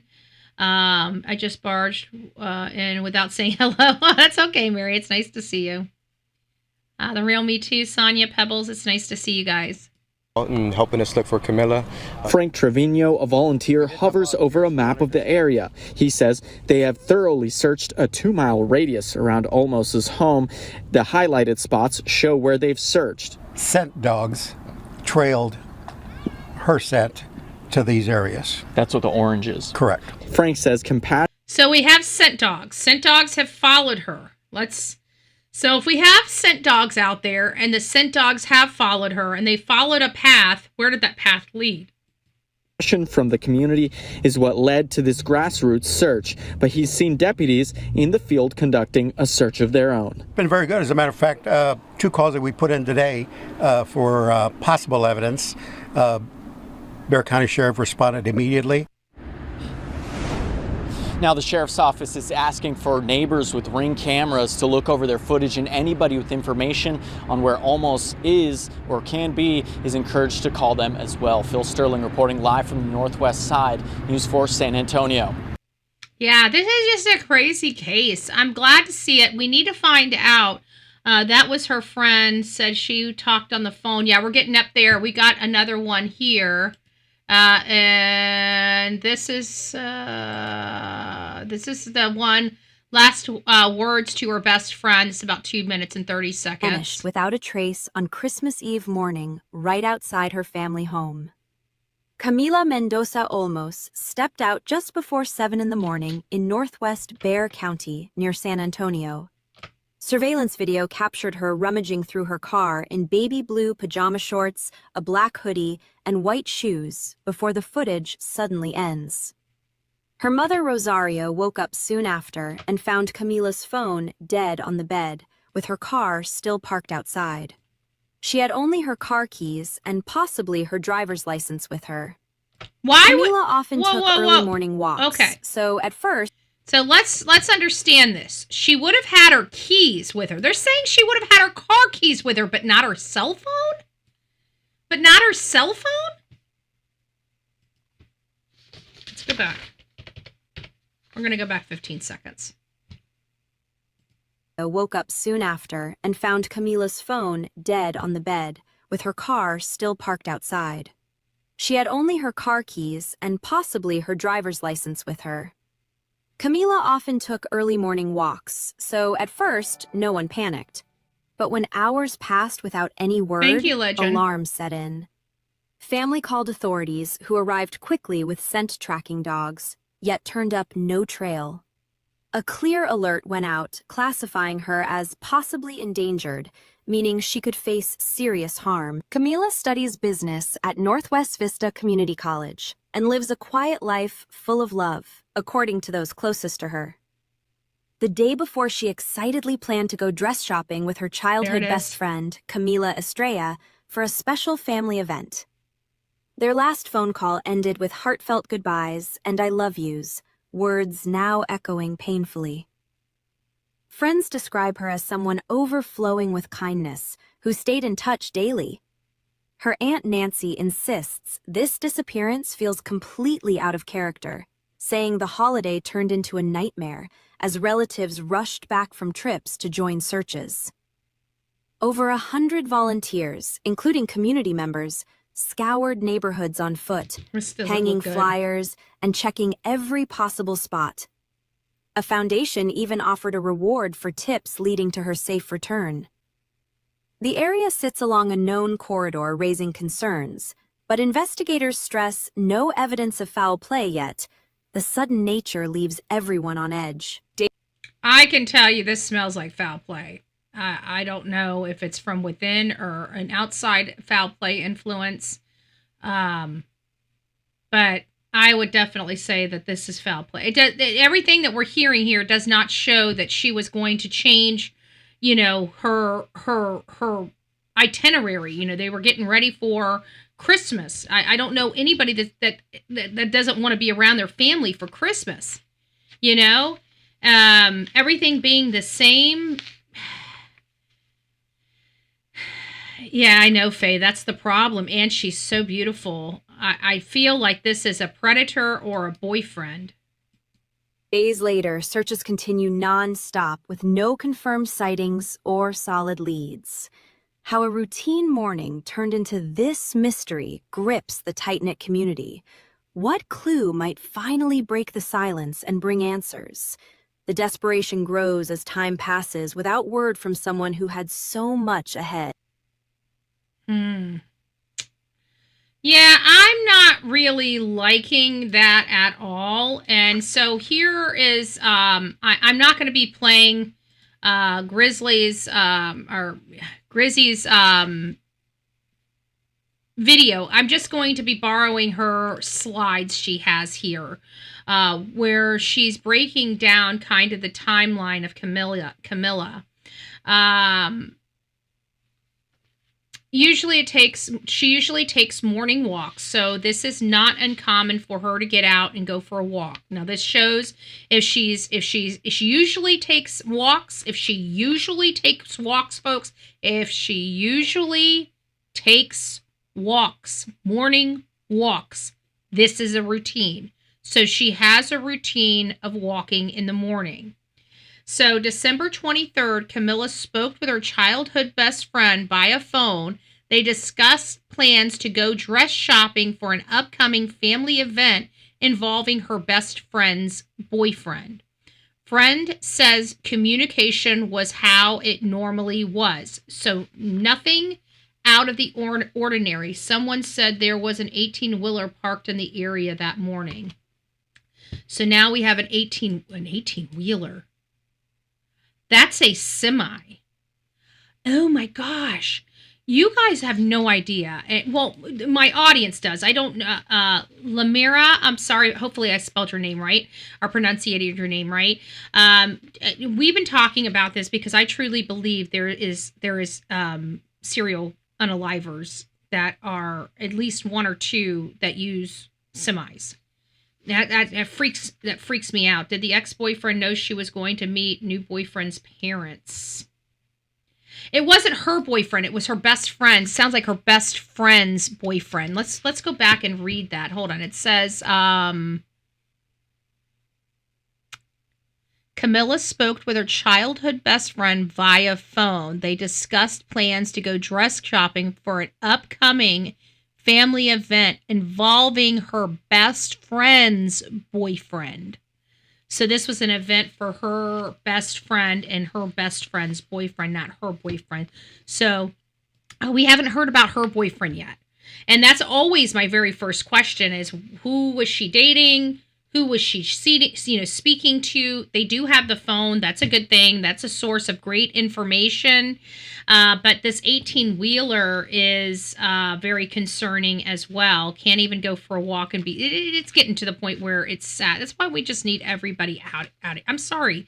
We need everybody out of here. Okay, if you're not an American citizen, you've got to go. Okay, visas, H-1B, whatever the crap. Everybody's got to go. Like I'm just like get everybody the hell out of here. Let's figure out what's going on with just the American people. Find out who the problems are here, and then bring people back if we so choose. But at this point, I just want everybody like people are just popping up missing. Okay, yes, it was a neighbor who was in the area jogging. I can't recall which panel. Okay. I want to say It was Grizz. Okay.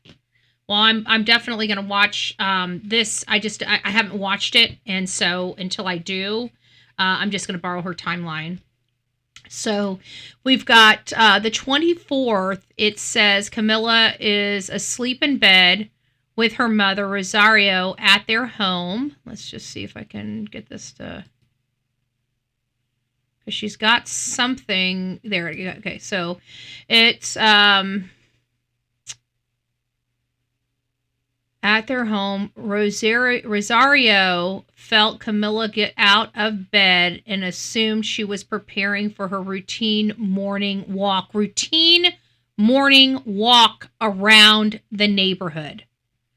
So she has a routine of walking around the neighborhood in the morning. So her mother was aware of this routine. This was something that she did regularly. Hey, Stephanie, it's nice to see you.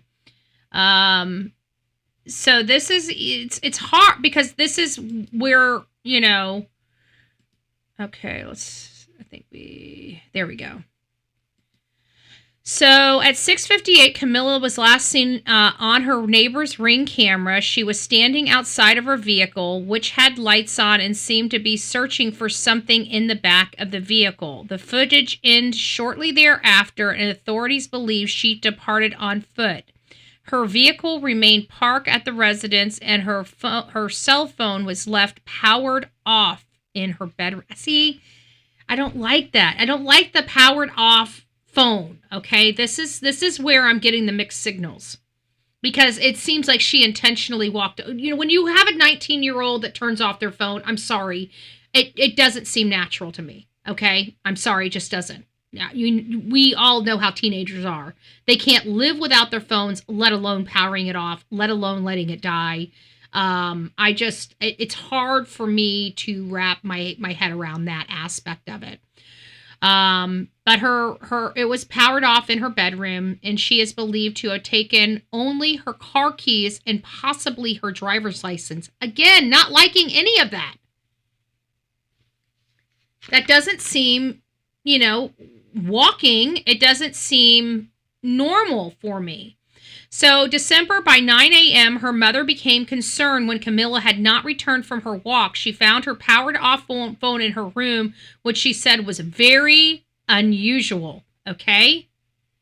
It's very unusual. This is where I'm having problems. I'm getting mixed signals on this case that she may have willingly walked off all on her own. So if we find out that to be the case, I mean, don't be shocked about that. I mean, we have a 19-year-old girl that has a powered off cell phone on her bed. Those two things don't go together logically, because you're never going to have a 19-year-old person that's on their phone turn their phone off. Okay? So that's my first concern. I'm getting mixed signal, and it comes down, and I can specifically tell you why I'm getting mixed signals. It's coming directly down to the cell phone. Did she wear a smartwatch? That's a great question. And if she's regularly walking, you would think that she would wear a smartwatch, because when I was exercising a lot, that was one of the things that I did, is I wore a smartwatch because I was, every day, my goal was to make 10,000 steps or more. Maybe I need to get back to that, especially with my eggnog addiction. Yes, this is not a coffee cup, so to speak. This is my coffee cup. This has coffee in it. I know you guys. I know I kind of gave you guys the facade to think that coffee's in this coffee cup. It's not. It's eggnog. I've had an eggnog addiction, and I've gained 10 or 15 pounds this season, which I didn't even gain. I didn't gain 1 pound last year. This year I gained like 10 or 15. I don't even want to know how much I gained. We're just going to lose it after eggnog season's over, of course. Just saying, the facade, right? The facade, right? We got to remember the facade. But it's the phone. I don't know any 19-year-old girl that's going to turn off her damn phone, okay? I don't know any 19-year-old girl that doesn't have, like, chargers and everything with me. So, God forbid the phone, oh, no! You know, the phone dies, right? So her mother became concerned when she didn't come back by 9 a.m. So she was gone 2 hours, 2 solid hours before anybody realized she wasn't home. Okay, this is again, I'm concerned. This was very unusual. She usually took her phone with her on walks. There's the question. Everybody wanted to know. There you go, right there. That yellow right there. Everybody, I remember hearing somebody asking, did she normally take her phone with her? There it is in black and white. Well, in yellow in reality, but you guys get what I'm saying. So, thank you. Sharon Lancaster gifted 10 Bullhorn Betty memberships. Well, thank you, because I'm a love machine. No, I'm just joking. Welcome to this crazy family we call the Coffee Club, i.e. the insane asylum. Grab your straitjacket and your padded room and welcome aboard. And who do we have? We have, Lamara. Is it Lamara? Hopefully I'm saying that right. Lamara. Passenger, it's nice to see you. Oh, good gracious. Sonia gifted a $10 super chat, girlfriend. Dawn, I Spy, Vibe, Music, and Anna and Nurse Cindy. Welcome to this crazy family. Oops, I think we passed a few. Brandy and Heather. Welcome to this crazy family we call the Coffee Club, i.e. the insane asylum. Grab your straitjacket and your padded room, and I know we just said welcome aboard, and it is not. Honestly, it's fake news. It's fake. My boyfriend. That would be another example of, as you say, fake news. Okay, let's get back to the real news. So we do know that she usually takes her phone with her. So and she's calling it powered off. They're saying, was it not charged? I mean, if she truly powered her phone off before she left the home, that's really giving me mixed signals that she intentionally did this. Now, I'm not saying, because, part of that is the opportunistic abduction and whether something could have happened after she voluntarily left. Hey, Big Mac Mike, it's nice to see ya. So that's kind of, where we are. And so Camila's boyfriend and father were contacted. No one had seen her. So now we know that there is a boyfriend. We need to find out how long she's been with that boyfriend. Is there another man in her life? This feels like a dude. Okay, obviously we don't typically have women. I mean, I guess in this area of Texas, I called it California earlier. In this area, Texas,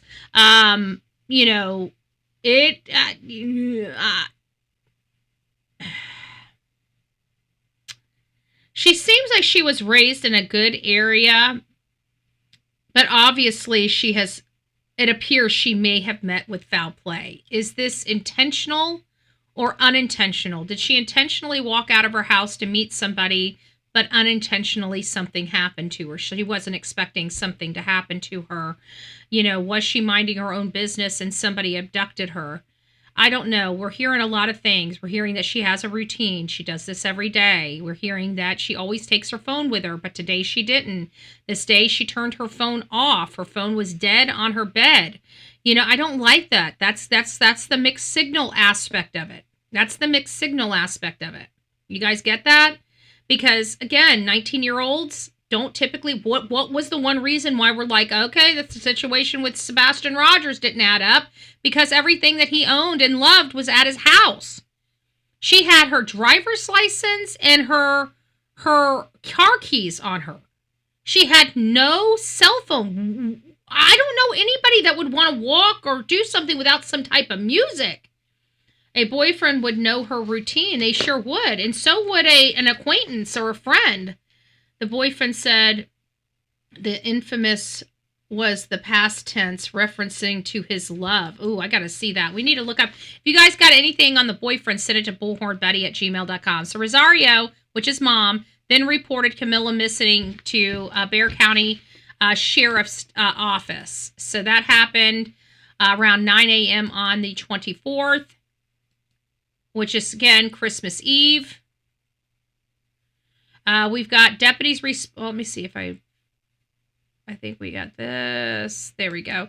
Deputies responded, reviewed the surveillance footage, and initiated preliminary investigation. A clear alert, coordinated law enforcement adult rescue is issued in Texas Department of Public Safety, classifying Camila as potentially endangered. The FBI joined the investigation on February 25th. FBI doesn't typically join in any investigation unless there's something serious going on, which should have been our critical sign for, Melody Buzzard. But anyways, who knows what I was going through at that time. But the FBI, they joined the investigation on December 25th. That doesn't look good for me. Volunteers search for Camila every day since she was reported missing. Drones, cadaver dogs are used to search. They got cadaver dogs out there. I hope those weren't the ones tracking her scent, because we had the guy that showed the track of the scent, and now we're hearing there's cadaver dogs. I don't like that. Drones, cadaver dogs are used in the search for community search, and vigils are held. There's a $1,000 reward being offered by Youth Peace and Justice Foundation, or the Uvalde Foundation for Kids. So Uvalde is involved in this case. That's good to know. And of course, how can you help? If you are local, review surveillance footage, ring dash cams, ring doorbell cameras, forward any potential relevant footage to authorities. No matter where you are, you can share the missing person flyers, social media posts, and continue to help raise public awareness about her case. Something clearly is not right here with this particular case. We don't know what is not right, other than she's missing. She allegedly went on a walk that she normally or was very much accustomed to taking, and boom, she's gone, and nobody knows where she is. Now, again, we got possibilities from our experience here in the true crime genre. There's only, in our mind, 3 possibilities: voluntary disappearance, accident, or medical emergency, or criminal involvement. Those are typically the 3 classifications of where this case could be.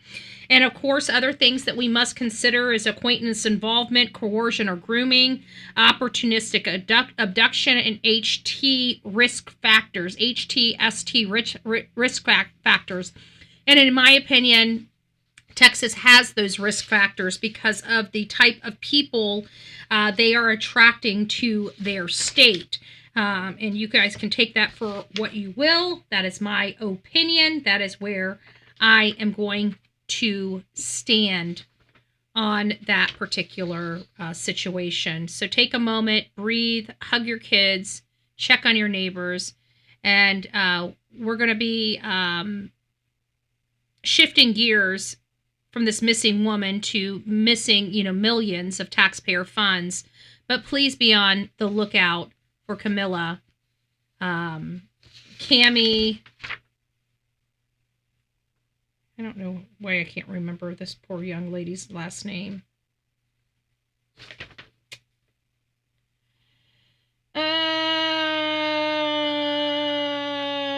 Mendoza. Camila Mendoza.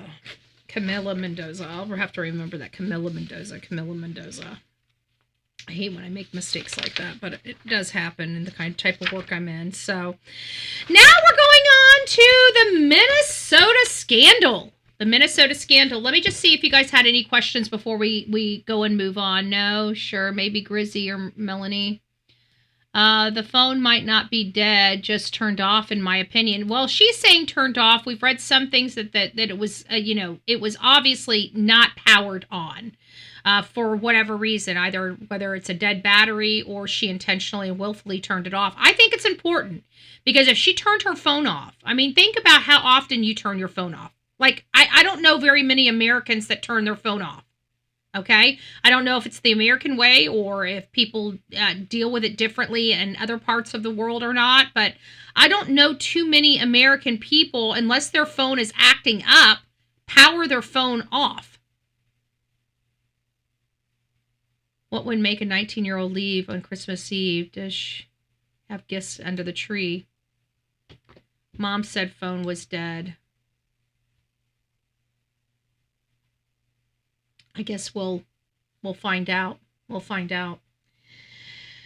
So I think the big point is she did disappear after a routine walk.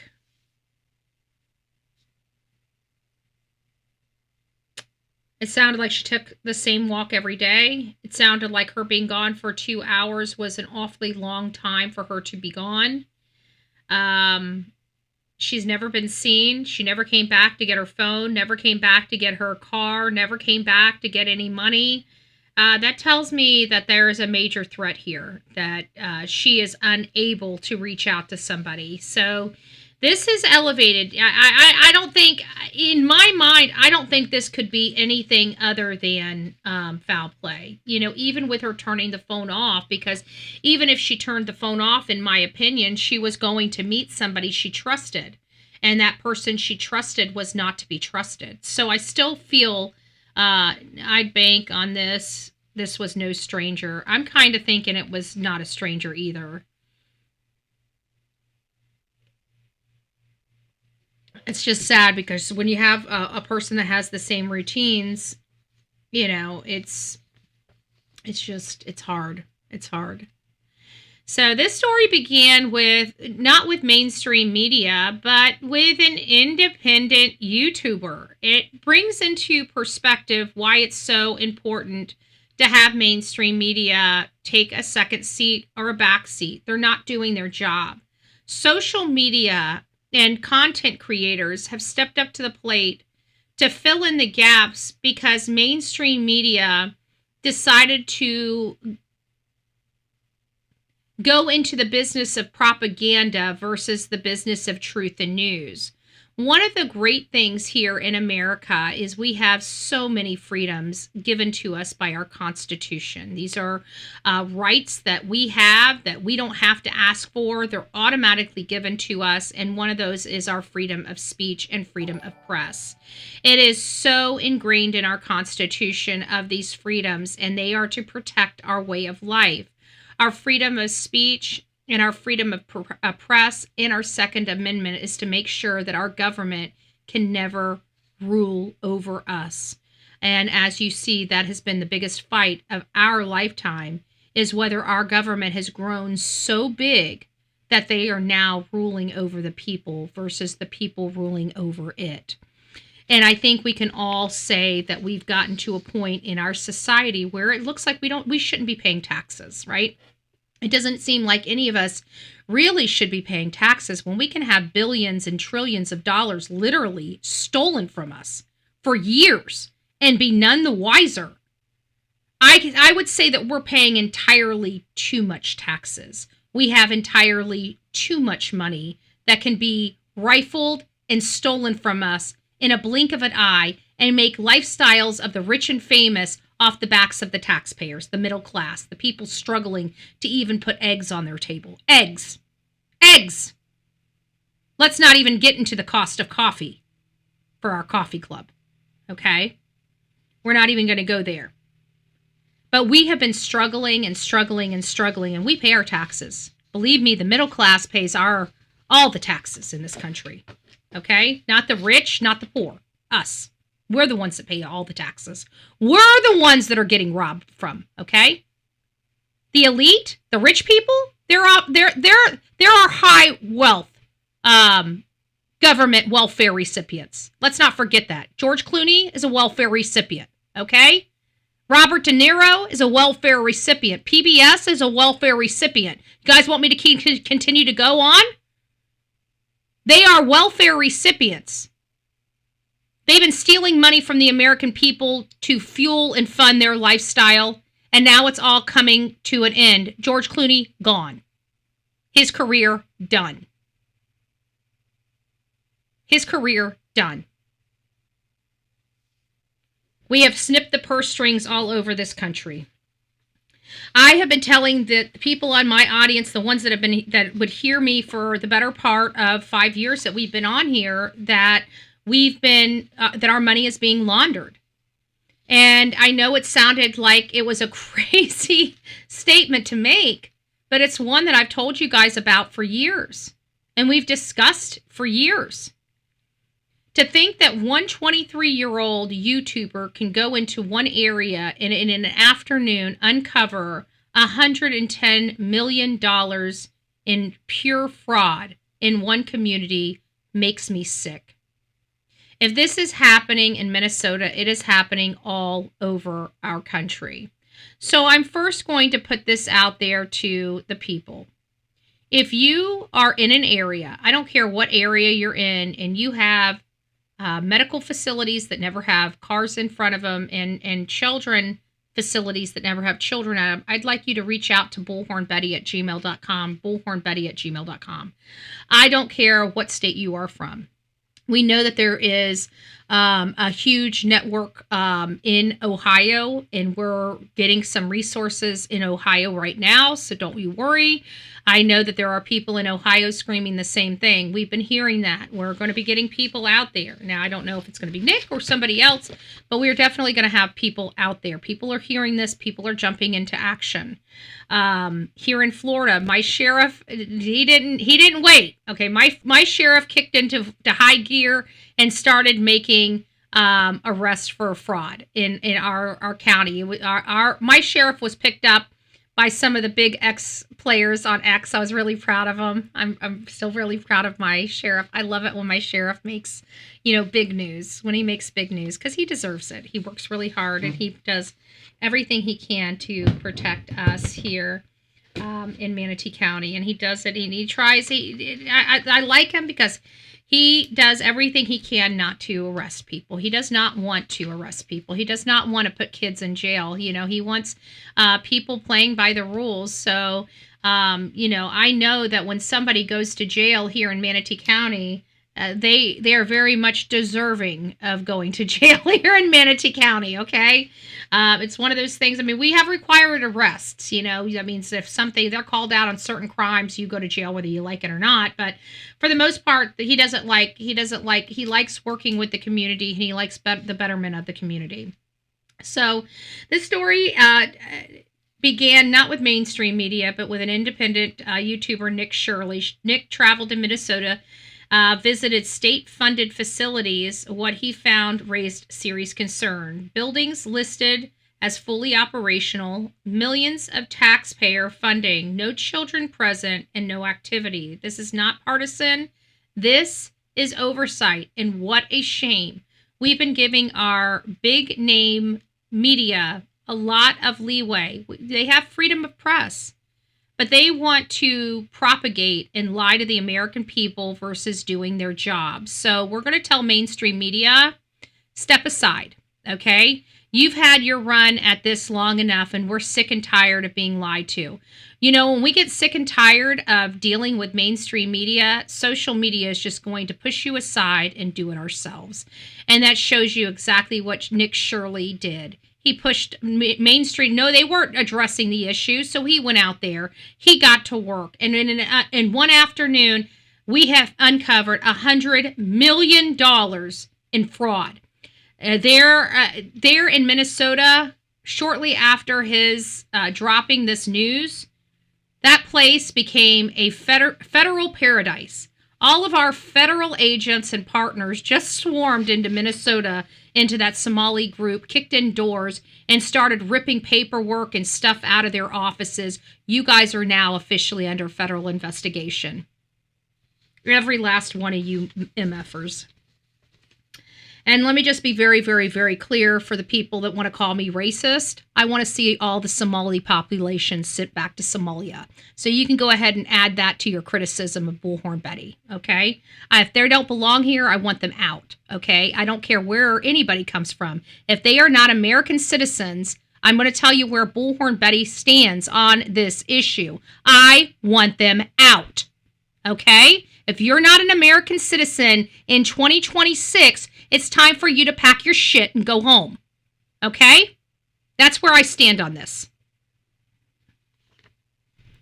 So we have Nick documented multiple locations in Minneapolis and St. Paul. Daycare centers allegedly receiving millions of dollars. Some had licensing violations. Some appeared even abandoned and still receiving millions of dollars. This follows a troubled pattern in Minnesota involving misuse of public funds in food programs, child care subsidies, and COVID-era relief. The question is not whether fraud exists. Minnesota has already prosecuted prior case. The question is the scale and accountability. This is an industrial size fraud upon the American people, okay? Now, again, I think this is all going to lead back to Act Blue. Because, again, from what I've been trying to express to you guys for years, is they've been laundering our money through these NGOs and nonprofit organizations. We've talked about it for years. I know you guys at one time used to think I had 15 freaking heads on my head. And now you guys are finding out that, oh my gosh, it's really true. I mean, I've been saying it for years because of what I've been seeing, but you've never really had the evidence. Like, this is the freaking mother lode, folks. We're being robbed blind. We just found we're $36 trillion in debt, and in 9 months, we found $1 trillion in fraud. What do you bet that the majority of our debt is fraud? Can you imagine $36 trillion being fraud that the American people now has to pay back because we had these mother lovers from all these freaking other countries coming in here and stealing our money? It's time for us to go into those countries. Somalia? It's time for us to go and own that country. Bitch, you owe us a lot of money. Okay? And I'm not joking. Sign the dotted line. America needs to go over to Somalia, and you guys need to take that dirt. America owns Somalia right now. And I want to see the quitclaim deed on the president's desk. That's what I want to see. We own Somalia. We paid for it. Okay? I want to make sure that everybody here understands the American people have purchased a country. We purchased the country of Somalia. And I want to see the quitclaim deed on the president's desk. We have purchased that country. So go ahead and sign it on over. Governor Tim Walz faced increasingly scrutiny. He should be in prison. He was warned and told about the fraud that was existing in his state for years, and he didn't give a crap. He let all the Minnesota families, middle-class families that are struggling to put food on their table, pay for every bit of it. He didn't care about you. He doesn't care about you. He cares about votes, and he cares about people that don't even belong in this country. So Minnesota, you folks need to wake up. I just want to remind you guys that my friend, the pillow guy, right? Mike Lindell, he could be your next new governor. I think Mike Lindell, a man that shows he understands what a profit and loss statement is, right? And he went from crackhead to CEO. He built an entire business from the ground up. That's the kind of guy that I think needs to be running a state, somebody that has a proven track record of the highs and lows of business, which, let's face it, there's incorporated after every single one of our states, right? They are a business. They are a business, and they should be ran by business folks that know how to keep businesses alive. That's who should be running you want to run a country into the ground, well, you go out to the ghetto and find a welfare bitch and put her in the White House, and there you got a failing country, right? That's what we are going to call Obama. Just saying. So they ignored the red flags. It doesn't even appear there were any audits, because I think if there were proper audits, it would have caught a lot of this a long time ago. Separately, Act Blue, a major political fundraiser platform, is facing increased scrutiny. While no direct connection has been proven here, financial transparency is becoming unavoidable. So we're going to start following that money, and I think a lot of that money, I think all of this fraud is going right back, at least a portion. You know how the middleman are, they take their cut, but I think the majority of all of this fraud is going to our politicians somehow, because how are our politicians making $100,000 a year going into like Marjorie Trader Green, going in there with $700,000 in her bank account and walking out with $24 million in her bank account? That is a fraud on the American people right there. But let's get back here. I want you guys to see this for yourself. This amazing kid, that did all of this all on his own with the help of somebody that just wanted to ask questions that nobody was even taking seriously at the time. I put this up here. Let's pull this down here so we get the whole gist of this. We got it. Let me get it over here. I think we got it all over here. Okay, perfect. Let's get back. 1.26 million. What was that money spent? There aren't any kids. Answer the question. Are there children? Okay, I don't know if I can do that music. Where do these kids play? And so I started to go online and look, and I said, this place is licensed for 80 children. They had 0 children. Every time I went by there, they never had a single child there. Then I started to see all these transportation companies going around. And transportation companies are supposed to be picking up people. Let me see if she stopped the... See what's actually happening. I can't stand the music. It's ruining because it makes it hard for us to show his stuff without the music. So I'm going to have to go in there and take all that music out. So until we do that, I'll have to... I don't know if it's good music on our end or not. Is called Sweet Angel Childcare. This is where they show up to. And this is the business right here. Sweet Angel Childcare in Minneapolis, Minnesota. Now, listen to where this phone number goes to when you call this childcare center.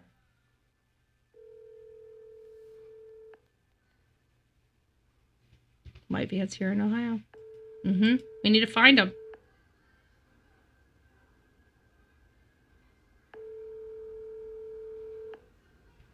Just wait for it. Thank you for contacting the office of Governor Tim Walz and Lieutenant Governor Betty. Oh my God. Located at 130 State Capitol at 70. So you're telling me they've never gotten to child care? Nobody from the child place ever called? That's just straight unbelievable. Unbelievable.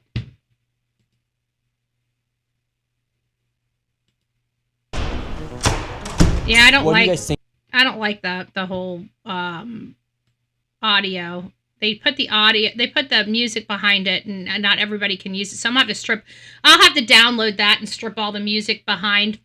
You know what? I'll just deal with it later. We're going to go ahead and watch it, and I'll cut it back in. I'll cut it back in without, we're going to go ahead and watch it. Don't forget to hit that like button. Why did that keep turning my volume off? Is enabling fraud to happen. Hold Governor Walz accountable for this. What was this money spent on?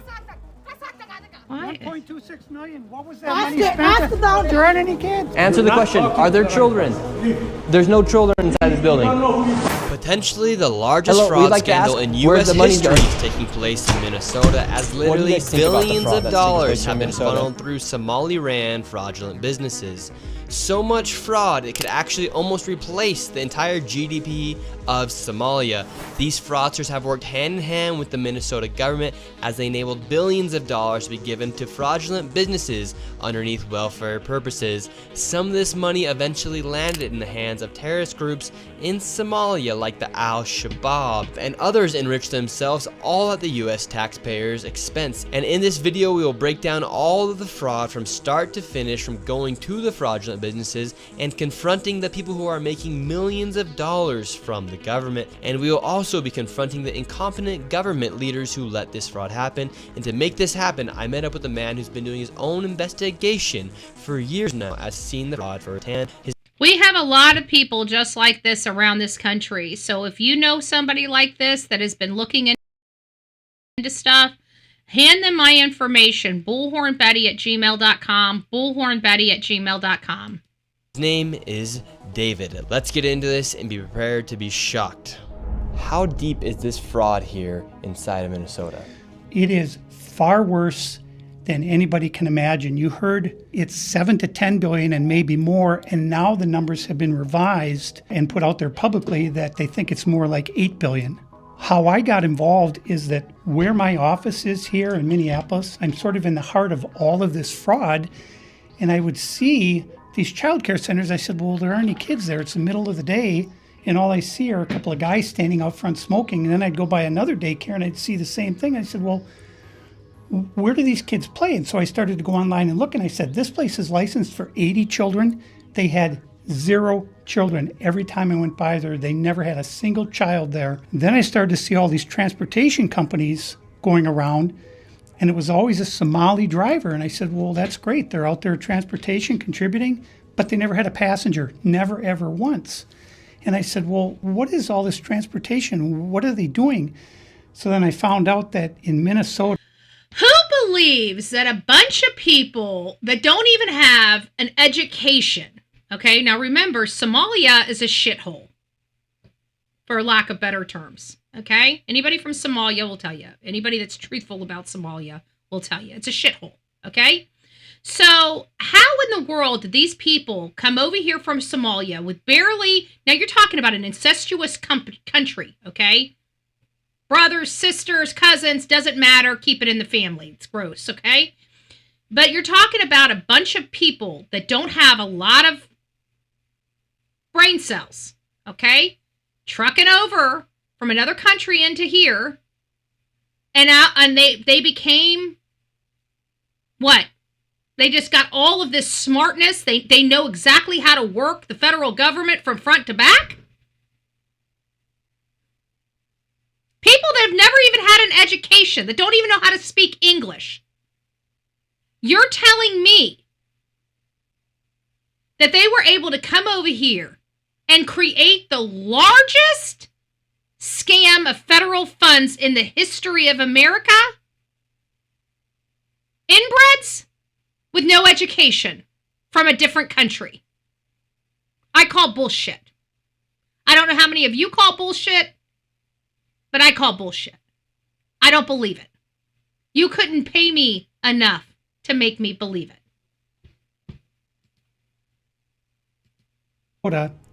They have something called non-emergency medical transportation. So this is going to the dentist's office, therapy, whatever it might be.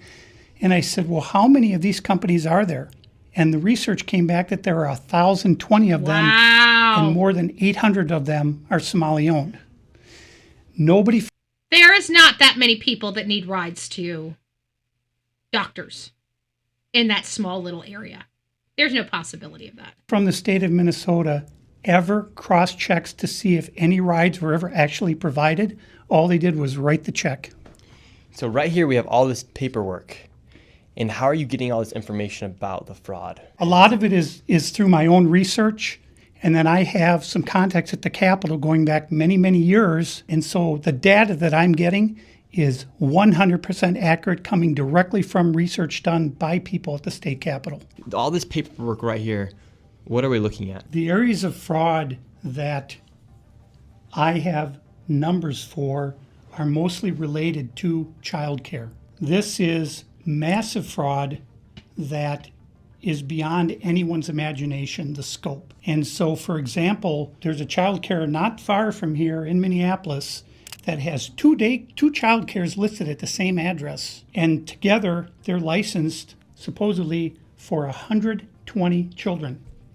I have never seen a single child there ever, and I've been by that place at least 100 times. Wow. These Somalians, these groups are setting up these daycares, these child care centers, getting money from the government, but there's no kids. No kids. Never had any of them. They're all fraught with violations, and even though they have these violations, they're still in operation and they're still getting money. That, to me, is insane. Oh, thank you. This is unbelievable. This needs to stop. And trust me, we just had a huge arrest here in Manatee County for people scamming the SNAP benefits. It's time. It's time. Okay? It is time for this to be done. The middle class is not the piggy bank for the world. Okay? We are not the ATM, the free ATM machine for the blessed entire world. The middle class, we should be honored and respected, and we are constantly being shit on. Yet we're asked every single day. Everybody comes out with their hand out, begging us for money while they shit on us and tell us that we have to do it or we're racist or this or that or the other. I'm done. Send these assholes home. Get this garbage out of our country. Let's put the people that need to be behind bars and let's start with a clean slate and build from that. We cannot sustain this. I guarantee at least half of our $36 trillion is straight fraud. Somebody has stole tens of trillions of dollars from America. Who is it? Who is it? The first place I'm going to say is go look at the elites. Where do they get all their money when they ain't working? How are they sustaining their lifestyle? Because they're being put up and paid by somebody. And it seems like it's always the Democrat Party that has all the money to pay. Act blue. Act blue. Act blue. I guarantee when we shut that down, that is going to be the final nail in the coffin for the Democrat Party. It's riddled with fraud, waste, and abuse. And it has been used to set the entire world on fire. We have paid for all of this, folks. The middle class. Everything we're living through. Everything. All the chaos we put ourselves through. The towns being burnt down. They stole that money from us and spent our money to do it. They spent our money to destroy our country and destroy our way of life. I'm very upset about this, and I believe that what we have just seen Nick Shirley unearth is literally only the tip of the iceberg. There is so much more to be had with this story. We will be back. I've just downloaded this video. I'm stripping the music from it so we make sure we're on the good side of everything with YouTube. We'll come back tomorrow morning and watch it in its entirety. And then don't forget, later this afternoon, we are still on our starting back at the beginning of Sebastian Rogers. I believe we're on part 4. It's either 3 or 4. I got to go back. I think we're on part 4, but it might be part 3. I can't remember. But we'll be back later this afternoon between 4:30 and 5 o'clock to continue our conversation with Sebastian Rogers. Today we're going to be incorporating their original interviews, the two original interviews with Chris and Katie. And we're also going to be incorporating a phone in because I told Samantha we would do it yesterday. I didn't work yesterday. I took it easy. And so tonight, this afternoon, this evening, we will be opening the phones for a little bit. So be prepared. If you guys have any questions about the case or any statements or any perspectives that you'd like to share with the community, this would be a great time. If there are any content creators out there that would like to join this podcast, please let me know by the end, in the next few hours so I can set up what we need to have set up to have other content creators join the conversation. I'll leave that up to you guys. If you reach out, I'm happy to bring you up. But otherwise, the audience, you will have a phone-in session. Elon pointed out a lot of waste and fraud, and our reps had a flaming fit every time something was cut. Drain the swamp, exactly. Well, we can't afford it. And when, you know what, if we can get the American people on board with we can't afford it, we rule. Okay, that's what people don't understand. You know, we keep thinking the government controls us. No, if we get enough of us, we control the government. So it's all getting us on the same place. And let's face it, we're the middle class. Okay, we're saying hell to the nah. We're paying for it. We're footing this bill. Okay, we're footing this bill. The elite isn't footing this bill, and we're paying for all the poor people. So it's us. Okay, we're making the decisions. I'm done. I don't know about each and every one of you, but I'm done. There's no reason for any of us to be paying taxes at this point. When you're literally supporting an entire country with our taxpayer money, I'm pretty sure we can tap out at this point. Okay? You want taxes, you find a way to get them, government. Okay? I would say let's stick with Trump's tariffs because the American people are done being robbed from. Now, if you guys want to have some money and you want to steal money, you're stealing it from China's tariffs, okay? You ain't stealing it from the backs of the middle class. I'm done. So, folks, you guys need to wake up. But I think everybody in the middle class, I don't really give a rat's ass. If you're low, and you have your hand out to us, sit down and shut up. Okay? That's your place. If you are a middle class taxpayer like me, well, you guys need to step up to the plate and say, no, we're not paying another damn dime of taxes because you guys are taking our tax money and supporting other countries, propping up other countries while we're going without food, while we're going without Christmas, while we're going without our freaking vacation. We're done with this bullshit. And until the government hears us, we need to keep saying it, and we need to say hell to the nah. Get into your meetings, folks. This is happening in your backyard. This is taking from your family's mouths. If you're fine with it, then sit it out. Let the big kids eat at the big person table, okay? You go sit at the little kid table. That's where you belong, okay? But if you're a big kid, it's time for you to start rising up and reaching out to your politicians and telling them we ain't doing this shit no more, okay? That is your responsibility. I would suggest it highly, right? I'm done. I'm pushing as hard as I can here in the state of Florida to abolish our property taxes, right? Especially for the people that have paid off their properties. My properties, I've had my property paid off for years. I've been paying taxes when I shouldn't be paying taxes. Nothing is going on in my area. I'm paying a whole bunch of taxes for a whole bunch of no services, okay? So we need to start fighting. When we have billions of dollars and trillions of dollars being literally stolen from us, and sent to let all these people have these amazing lifestyles for the last 10 years while we sat here and struggled. Many of us lost our blessed homes, our cars, our jobs. We're done with taxes. At this point, our taxes are doing nothing but supporting the rich and famous. That's all our taxes are doing. They ain't helping none of us, okay? So guess what? Now it's time for the middle class to stand up and speak up. We're closing the purse, okay? We're closing the checkbook. You know, we tell the kids to keep it closed. Well, it's time for the American public and the pockets of the American people to do the same thing. Keep it closed. Close those purse strings, okay? Close those legs, right? Close those purse strings, right? Close those legs, right? Close those purse strings, what? Close. Exactly. Enough's enough. They are literally robbing us blind to prop up a shithole like Somalia. I'm done. All right, guys, rock it out with your coffee beans out. This is the only place in the morning you can get screamed at, offended, yelled at, given kudos, clapped, laughed, and say, hey, have a great day. We'll see you tomorrow.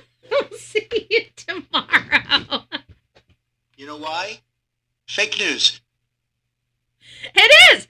Why are we here today? It's all fake news. It's phony stuff. It didn't happen. And in this case, it did happen. What didn't happen is media didn't go out and do what their job was. That would be our local unemployed hire in place, find them homes, charge each person $200 for a bed with multiple people in one house taking up jobs. We can't get now. Yeah, I know. And never mind that we found out HUD that we have literally American families that are can't even find places to live. And HUD was giving the only homes that we could give to our people. They were giving them to the friggin' people that weren't even supposed to be here. American citizens went without to support people that should never even have been here. I'm done. This is America. This is our country. And you know what? You have rights to be proud in your ownership of America because each and every one of you earned it. Okay? Your families were here. Your families built it. Many of our families are generational here. If you look at your heritage, many of your families came over here on the Mayflower. Quit being so damn disrespectful and start standing up for what your families gave away, right? They ran away from their homes. They wanted a new life. They wanted to be free. They didn't want to be under the kings and queens anymore. They wanted a free country, and that's what they set up over 250 years ago. And how dare you disrespect our founders, the people that gave us all this freedom to be so spoiled. And you guys can't even appreciate it. You want to give it away to people that are going to burn it all down and take us with it. You guys are idiots. The ones that believe in that. Exactly. I love America. So do I. So do I. And you're allowed to be a proud American. Don't ever let anybody take that away from you. You should all be proud. We worked very hard to make this country. We're a kind country. We're a glorious country. We're one country under God. We give of ourselves more than any other country out there. There is not a country out there that's more philanthropic, that cares more about. We will not leave our people behind, even if you are on the flippin' moon. We're coming to get you, babe. We're coming to get you. That's America. And I don't know what other country would ever do that, but I know damn well there's not a whole lot of them. But where we live right now, this piece of dirt, that's what they give to you. You matter in this country. You matter. You may not feel like you matter, and it's because you're not allowing yourself to matter.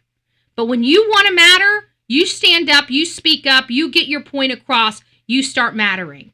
That's your choice. You take a high road, you take a low road, but every road you choose to take, you're choosing to take. God bless you. Rock it out with your coffee beans out, folks. We need more fighters like you. Because I got to tell you, I'm sick of being robbed blind, and I'm sure you are too. God bless you.